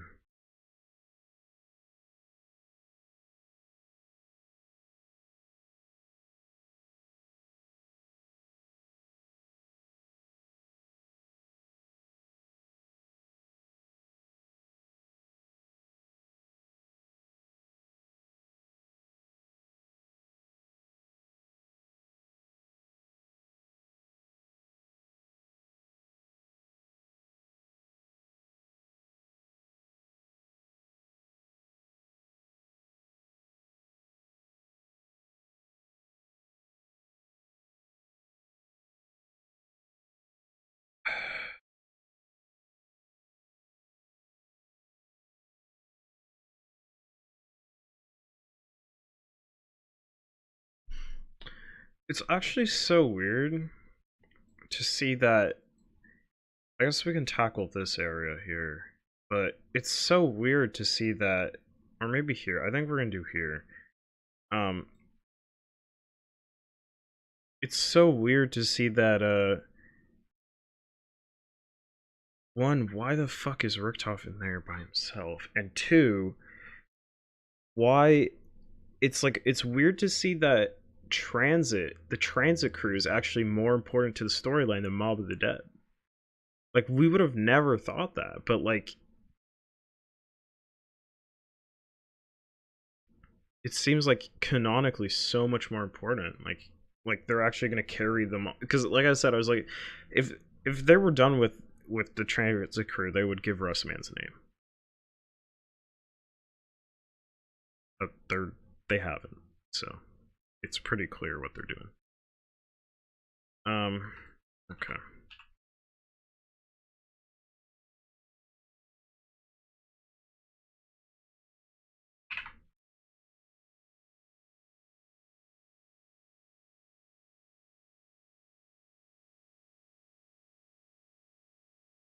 The Battle of Stalingrad doesn't end.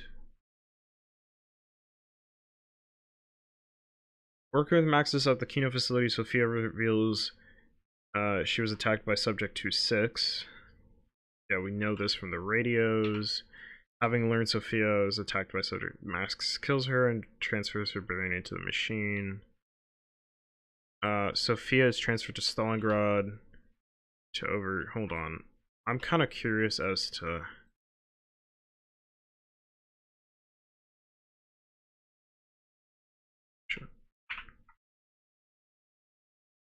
Okay.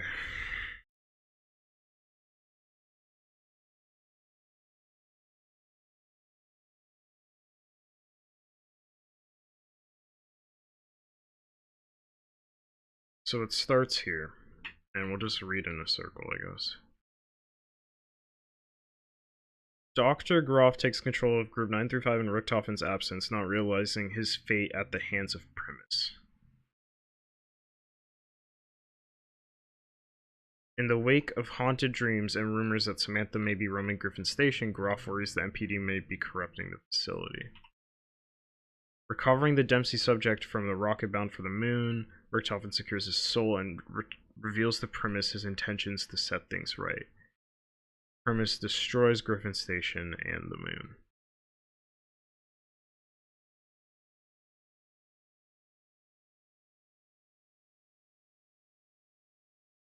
As a zombie outbreak occurs, Primus, Dempsey, Takeo, and Nikolai confront Ultimus Richthofen moments after he teleports Maxis and Samantha.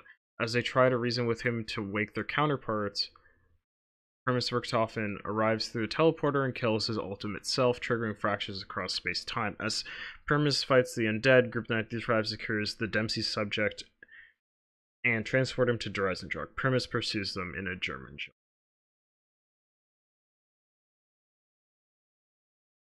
So it's starting here and going that way. So there's like multiple fractures. Like there's one here, there's one here.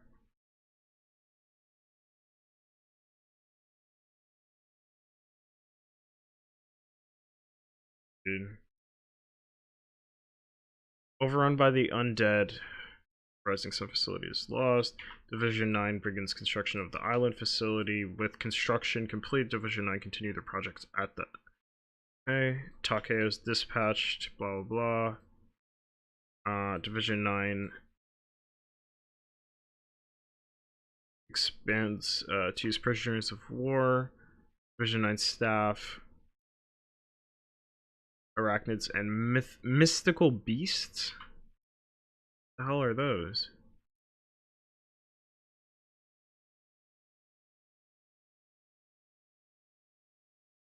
See, this is what we needed. We needed something like this. It is so much information, but it pieces things together. Like, it's... I can't believe that. Oh my god. On the orders of the Emperor, Takeo is taken prisoner by Division 9. He is used as a test subject for their Okay,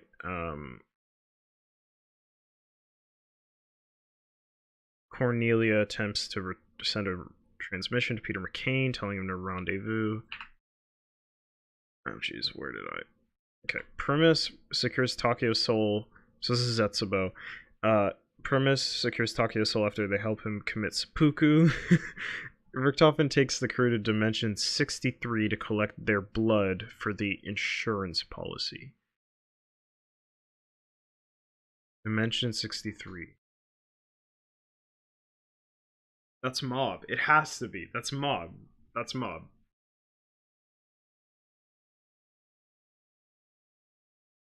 It has to be Mob.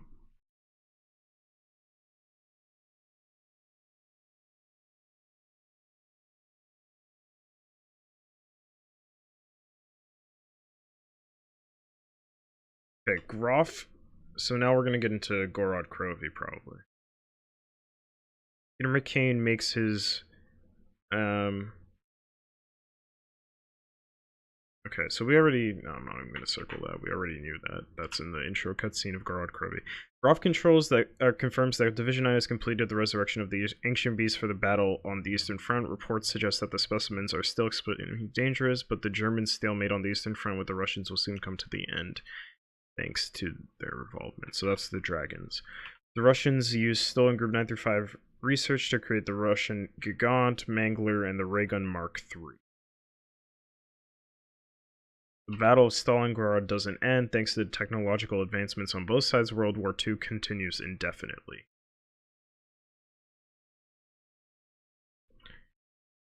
Working with Maxis at the Kino facility. Yeah, we read this. Sophia turns into the thing. Transfer to Stalingrad. Harvey Yena reports the dragons have proven beneficial the war... Harvey Yena reports the dragons have proven beneficial the war effort at Stalingrad. Okay, they missed something there. Well, he confirms that Die Glock research continues to explore time displacement and movement across dimensions. Sophia confirms the existence of Project Rasputin, the Mangler soldier. Sophia confirms the Russian Gigant robot has set back the German advance. Oh my god, it just keeps going. Sophia declares the Battle of Stalingrad is nearing victory for German forces, and that Valkyrie drones have been deployed to locate any. This is actually pretty interesting that in the timeline it actually finally ends. So World War II still rages on.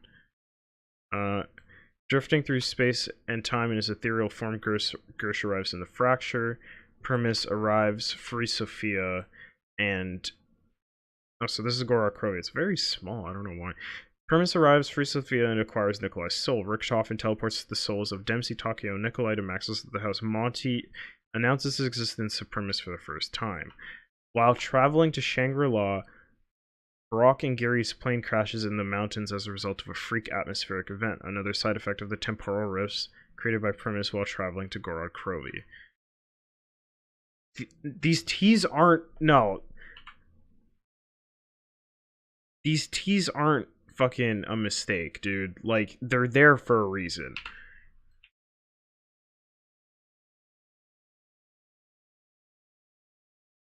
Hiding in a closet at the Pentagon, Nakamura confirms that John F. Kennedy, Richard Nixon have died as a result of a zombie outbreak. He dies moments later, blah, blah, blah. I now know what I must do.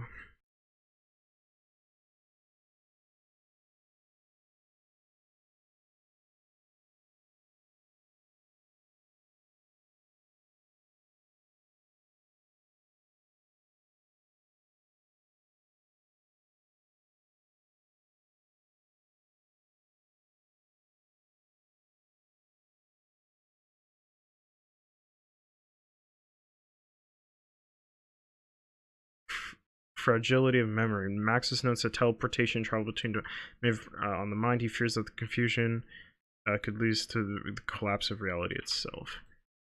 The arrival of the souls. The souls arrive. Maxis tells Samantha and Eddie to put the toys away and to make sure the windows are locked before they come down to the basement. So Origins ending. So the Origins ending is literally the end is just is happening right as the Gorod Krovi. So Origins and Gorod Krovi are parallel in terms of time. As each soul arrives, Monty transforms them into their younger selves and returns their innocence. And there's a Dr. Monty signature there too.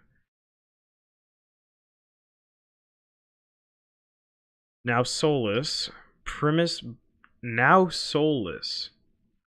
Primus brings a summoning key to the house where Maxis unwittingly releases the Shadow Man, who in turn frees the Apothecons from the Dark Ether, unaware that they have been wiped from existence once they have served their purpose. Primus battles alongside Monty in his final battle against the Shadow Man. With the Shadow Man and the Apothecons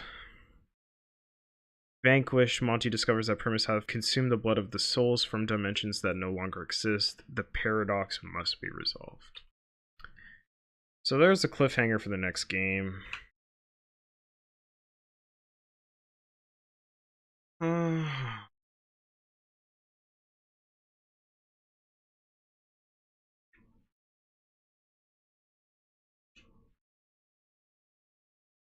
Where does this go? Like,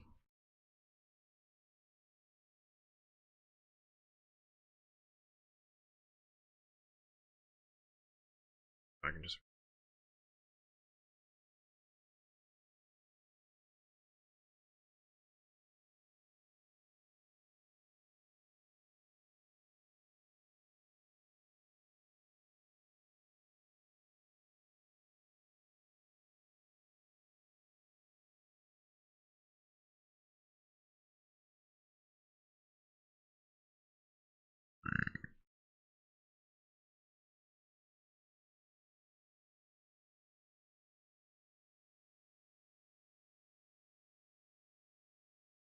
This is important.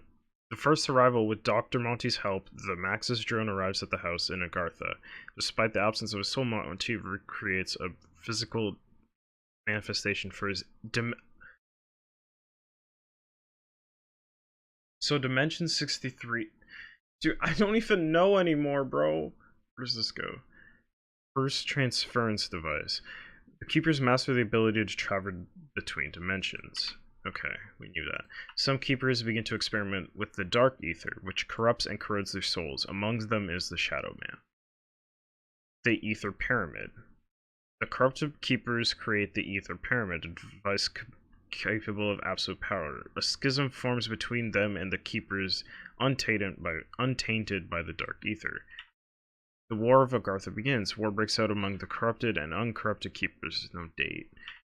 The War of Agartha ends. Facing the defeat, the corrupted keepers hide the Ether Pyramid on a moon within one of the newly discovered dimensions. After banishing the corrupted keepers to the dark ether beneath creation, the remaining keepers take on the mantle of guardians. Trapped in the dark ether, the corrupted keepers contort and evolve over eons, ultimately becoming the Apothicons. They desire above all else to return to Agartha. The first arrival with Dr. Yeah, so we read this. So that's important, though, that it tells us what Dimension 63 is. So Dimension 63 is the perfect... Wait. I'm trying to... So now I'm thinking it's the perfect dimension. It's like the dimension where, like, everything's, like, perfect or whatever. There's no undead, fucking nice house, and all that shit. Okay. Monty brings Samantha to the house, reuniting her with the Dimension 63 incarnation of her father. Knowing that Samantha is corrupted by the dark ether. Dude, what? This is... How would he know that, though? That's so important. Alone in the house and missing his daughter, Maxis wonders if Richtofen will have the courage. The rediscovery of the empty earth, having observed it. We already read that. Monty returns Samantha to Maxis, her innocence restored. But what does that mean? Oh, Monty's plan. Monty explains to Maxis that the paradox wrought by a multiverse must be resolved. A new reality can be created, one free of the Apothicons, but only if they enlist the aid of souls who had lived through and survived the fracturing.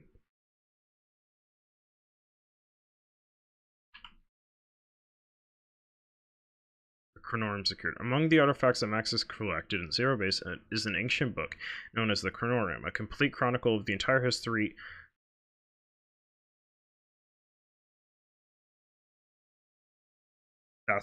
they just defined the Chronorium. A complete chronicle of the entire history and future of all reality. Protected by various countermeasures, the facility can only be accessed by those possessing a soul.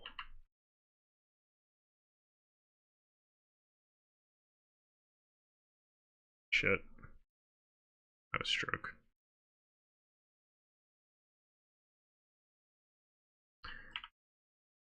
Maxis tells Richtofen the plan to secure the Chronorium and locate the summoning key. Hearing the echoes of his other selves, Richtofen discovers his connection with Samuel Stuhlinger and decides to use Victus to acquire the Chronorium.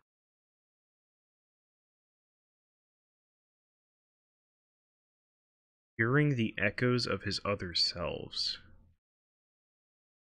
Having overseen the construction of a laboratory beneath Alcatraz, Richtofen returns to the house, where he begins to communicate with Stuhlinger. Together, they persuade Victus to travel to a variety of locations in order to recover the Chronorium.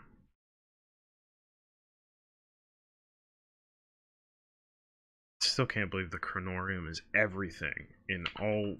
Oh my god! So Richtofen knows. Richtofen knows his fucking reality. Which is why he gets the blood. Oh, oh my god, dude. Oh, that's insane. Upon arriving at Zero Base, Victus provides blood samples that will allow them to access the empty Earth and recover the crew.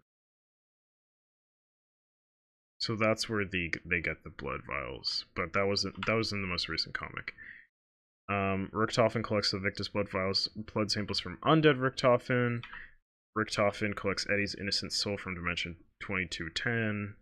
And Monty gives him a physical house. Eddie and Samantha meet each other.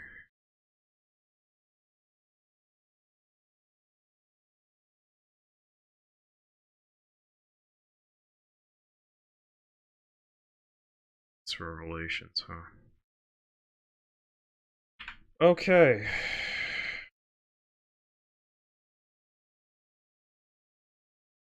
Big area here that hasn't been looked into. So I think we're gonna go there.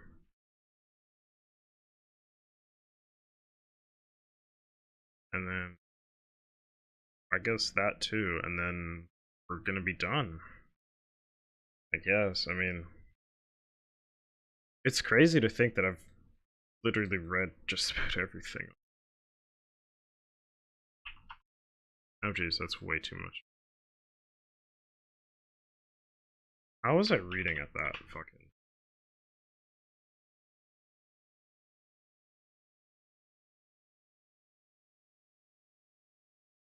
Great war between humanity and Gothicons begins.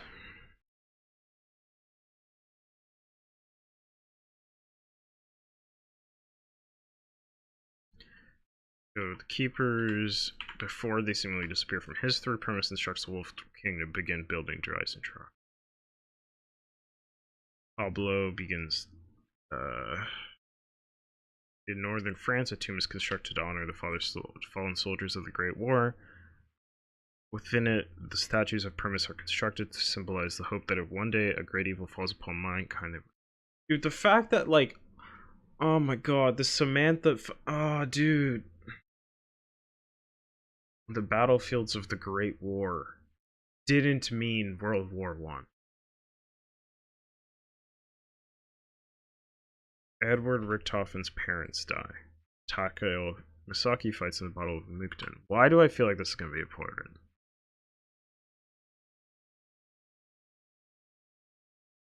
Battle of Mukden.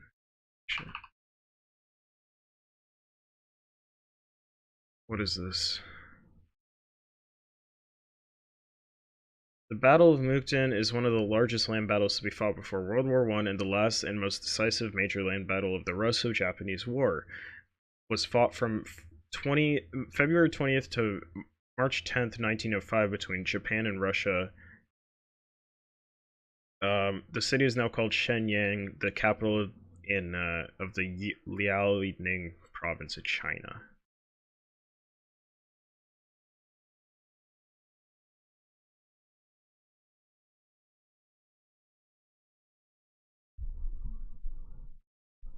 Um,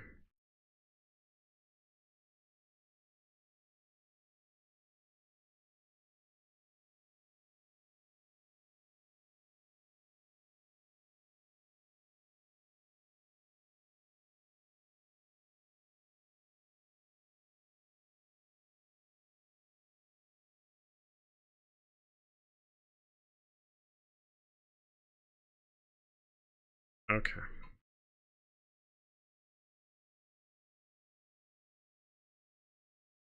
Heidelberg University, or Heidelberg.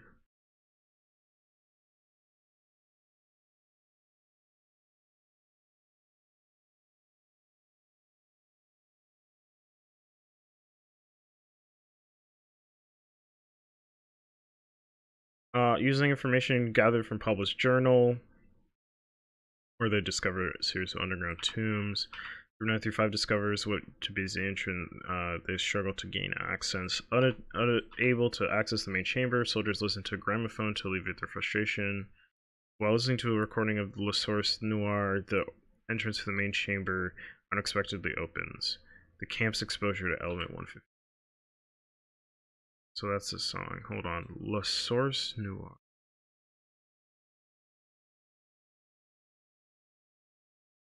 Just gonna Google La Source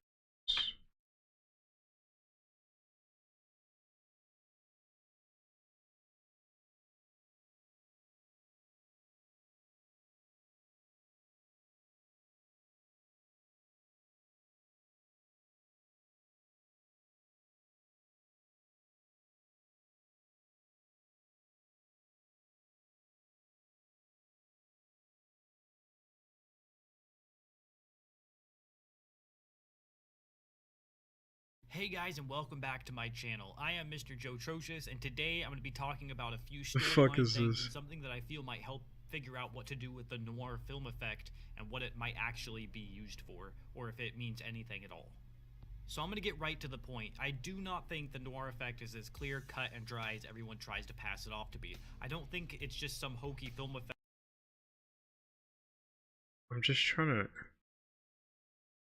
J'étais parti aux États-Unis pour What the fuck is vérifier this? une hypothèse que j'avais entendu parler dans la presse à ce moment qui s'appelle deux entrées dangereuses sur les charlatans. Prouver qu'il y a une et celui-là, chercheur, appuyé que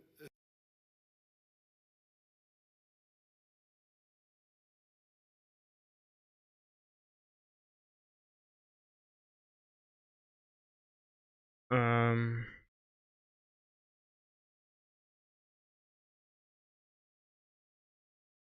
Okay, so this is a different thing. So this has been known for a while. I just didn't know that. Alright, that's just like a really fucking niche thing, I guess. Alright, using information from Pablo's journal and the tomb's main chamber, the staffs, yeah. More maxes. Okay. As Group 935 experienced with Element 115, they successfully create portals.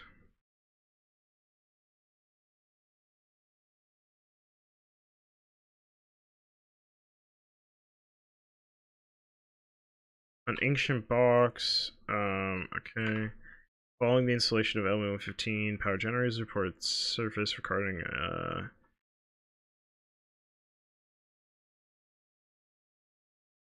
Nikolai Belinsky is sent into exile. That's so like weird. Using Element 15, they create the robots. Saki, and keep going. One reports a prototype armored weaponry, stage lights in the sky. Already exiled in Europe. Nikolai receives. Nikolai writes of the engaging, ongoing civil war in his homeland. He does not expect peace to last long, but he's enjoying his time in France.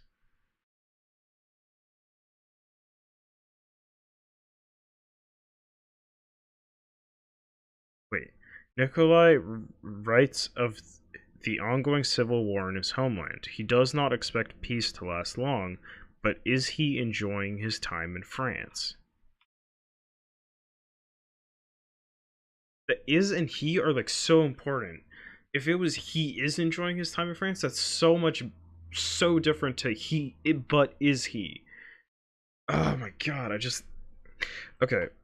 Learning that the Emperor wishes to meet him to discuss a matter of great importance to her nation, Takeo writes that he feels a growing sense of dread in the wake of his recent dark, twisted dreams. Despite ongoing battles, Dempsey fares well in northern France. In a personal letter, he reveals that both the Japanese and Russian armies have also sent spies. Max is obsessed with the voice of Samantha, who now speaks to her everything.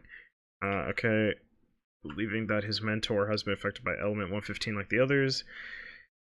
Richthofen reports Max's erratic behavior to the Group 935 senior staff. Richthofen learns from Pablo's journal that the Northern France dig site may be the single largest deposit of Element 115 on Earth. He believes this explains why it has expected so many at the dig site. Now completely consumed by Samantha's voice, Maxis swears he will no longer serve Group 935's mission.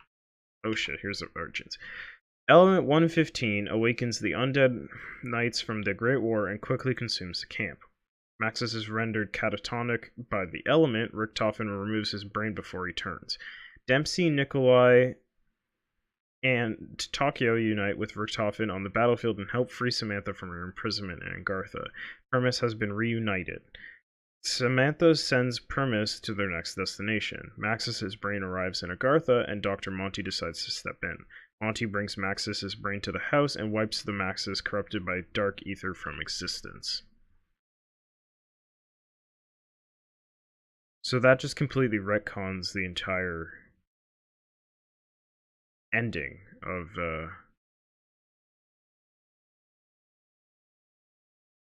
Transit, the Transit crew. Sal DeLuca, openings gambling. So this is the same. Yeah. And O'Leary starts working for Sal. Sal writes of his frustration. Sal, blah blah blah.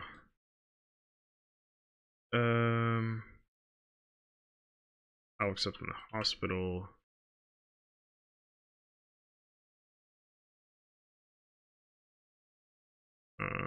Angry and frustrated. They all go to Alcatraz. We already read this. Billy, 116 counts of murder, Jesus. And is found guilty of 16 counts of gambling fraud. Al is found guilty of grand larceny, grand theft auto, arson, conspiracy, and battery. He will serve his sentence at Alcatraz. Al arrives at Alcatraz. Stanley Ferguson begins working at Alcatraz. Al convinces Sal, Finn, and Billy that they can build a plane to escape Alcatraz, realizing the plane will never be completed and embittered with rage. Yeah, blah, blah. They lure him. Stepping through. This is so crazy that, like, Richtofen just steps in before Mob even fucking happens. And Origins has already occurred, but Richtofen has fucking stepped through and grabbed the blood vials before Origins fucking occurred. What the fuck? Dude, this one makes it so crazy. Like, what? This one just doesn't even make sense. Found guilty of Al's murder. Yeah, blah blah. They're excused by. Okay.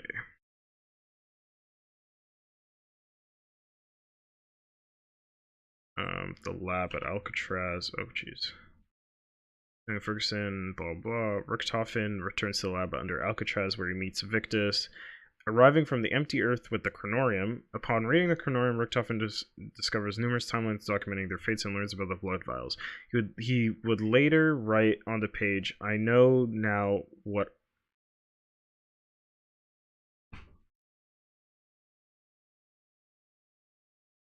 Oh my god! This is the Chronorium. I mean, fucking. What's it called? I already said it, but like.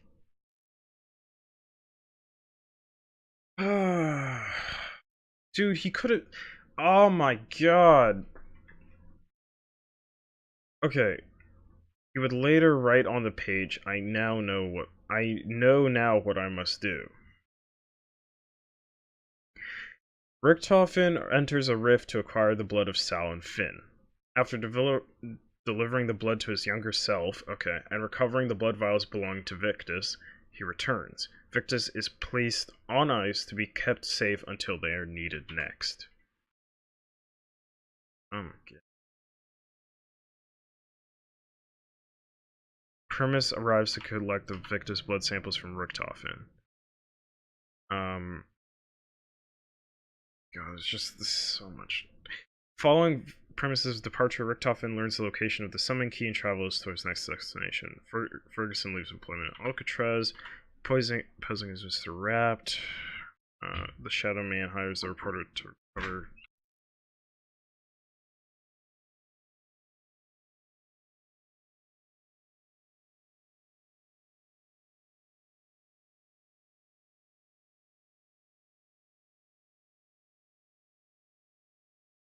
Oh my god.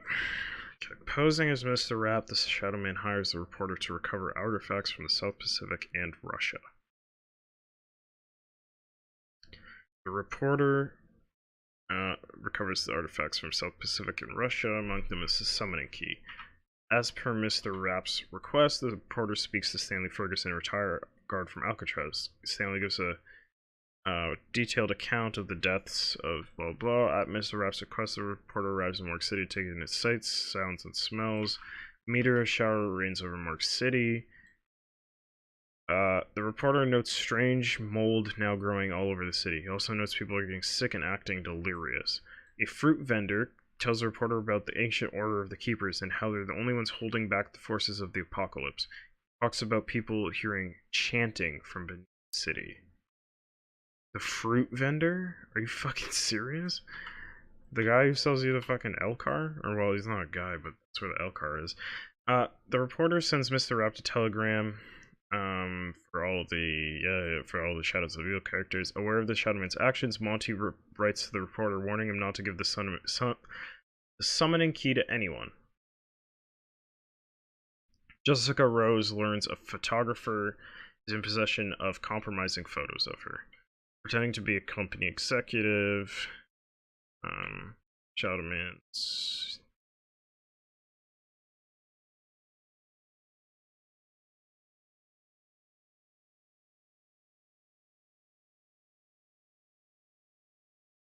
okay, so it keeps going. Already read all of that. Jessica kills a photographer, Jack kills a snitch, Floyd kills the dude, Nero kills his wife, Richtofen arrives in Morgue City. Richtofen learns the reporter has the summoning key. Richtofen kills the reporter in self-defense. That is evil.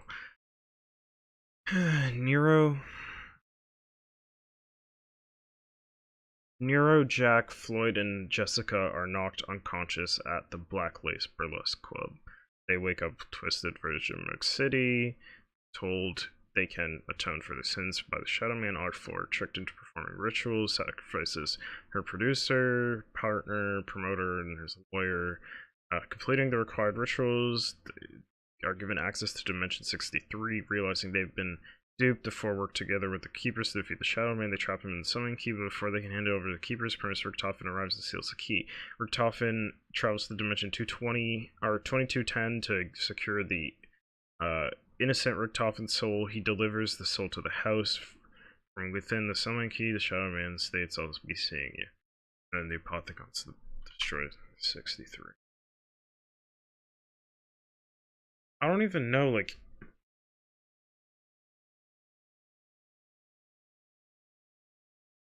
Is there anything I missed? Or have I covered everything?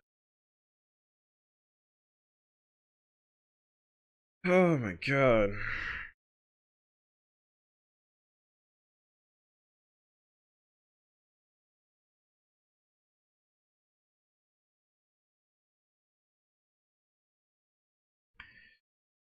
I don't even, like...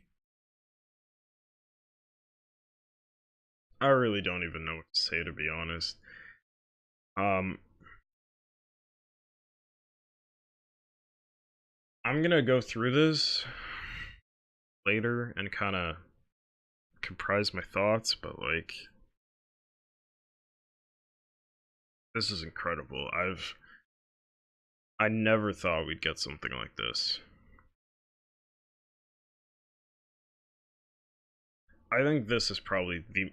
Between this confirming that this is an excerpt from the Chronorium, so we'll probably get more sheets like this in the future for other Treyarch maps. But the other thing is just knowing that... Shit. This is what confuses me.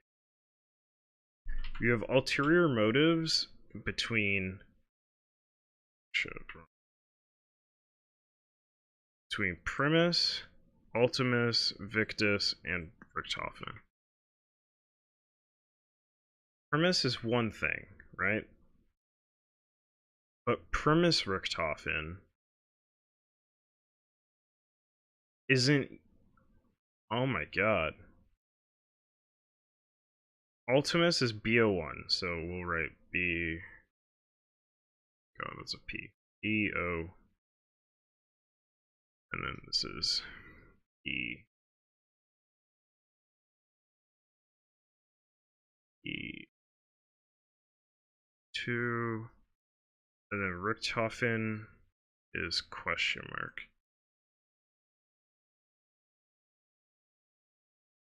Okay, so looking at this, so Ultimus pawns. They are pawns of Richtofens. Victus, pawns of Richtofens. Primus, pawns of Richtofens. Whoever this Richtofen is, this one here, and then I'm assuming this is really important. God damn it. This is really important as well, not to mention all of the Apothecons. But all of this is so important. Like, so what does this Richtofen want? Because this Richtofen just wants a better tomorrow. This Richtofen has ulterior motives. I think. I don't even. I'm gonna end it here before I fucking blow my fucking mind, dude. This is some of the craziest shit I've ever fucking read. Oh my god, dude. Is there anywhere where we missed anything? Oh my god. Dr. Monty has signed this as well. So Dr. Monty has had possession of the Chronorium, or created it. What if he created the Chronorium? God. Richtofen signed here. Why is Monty's...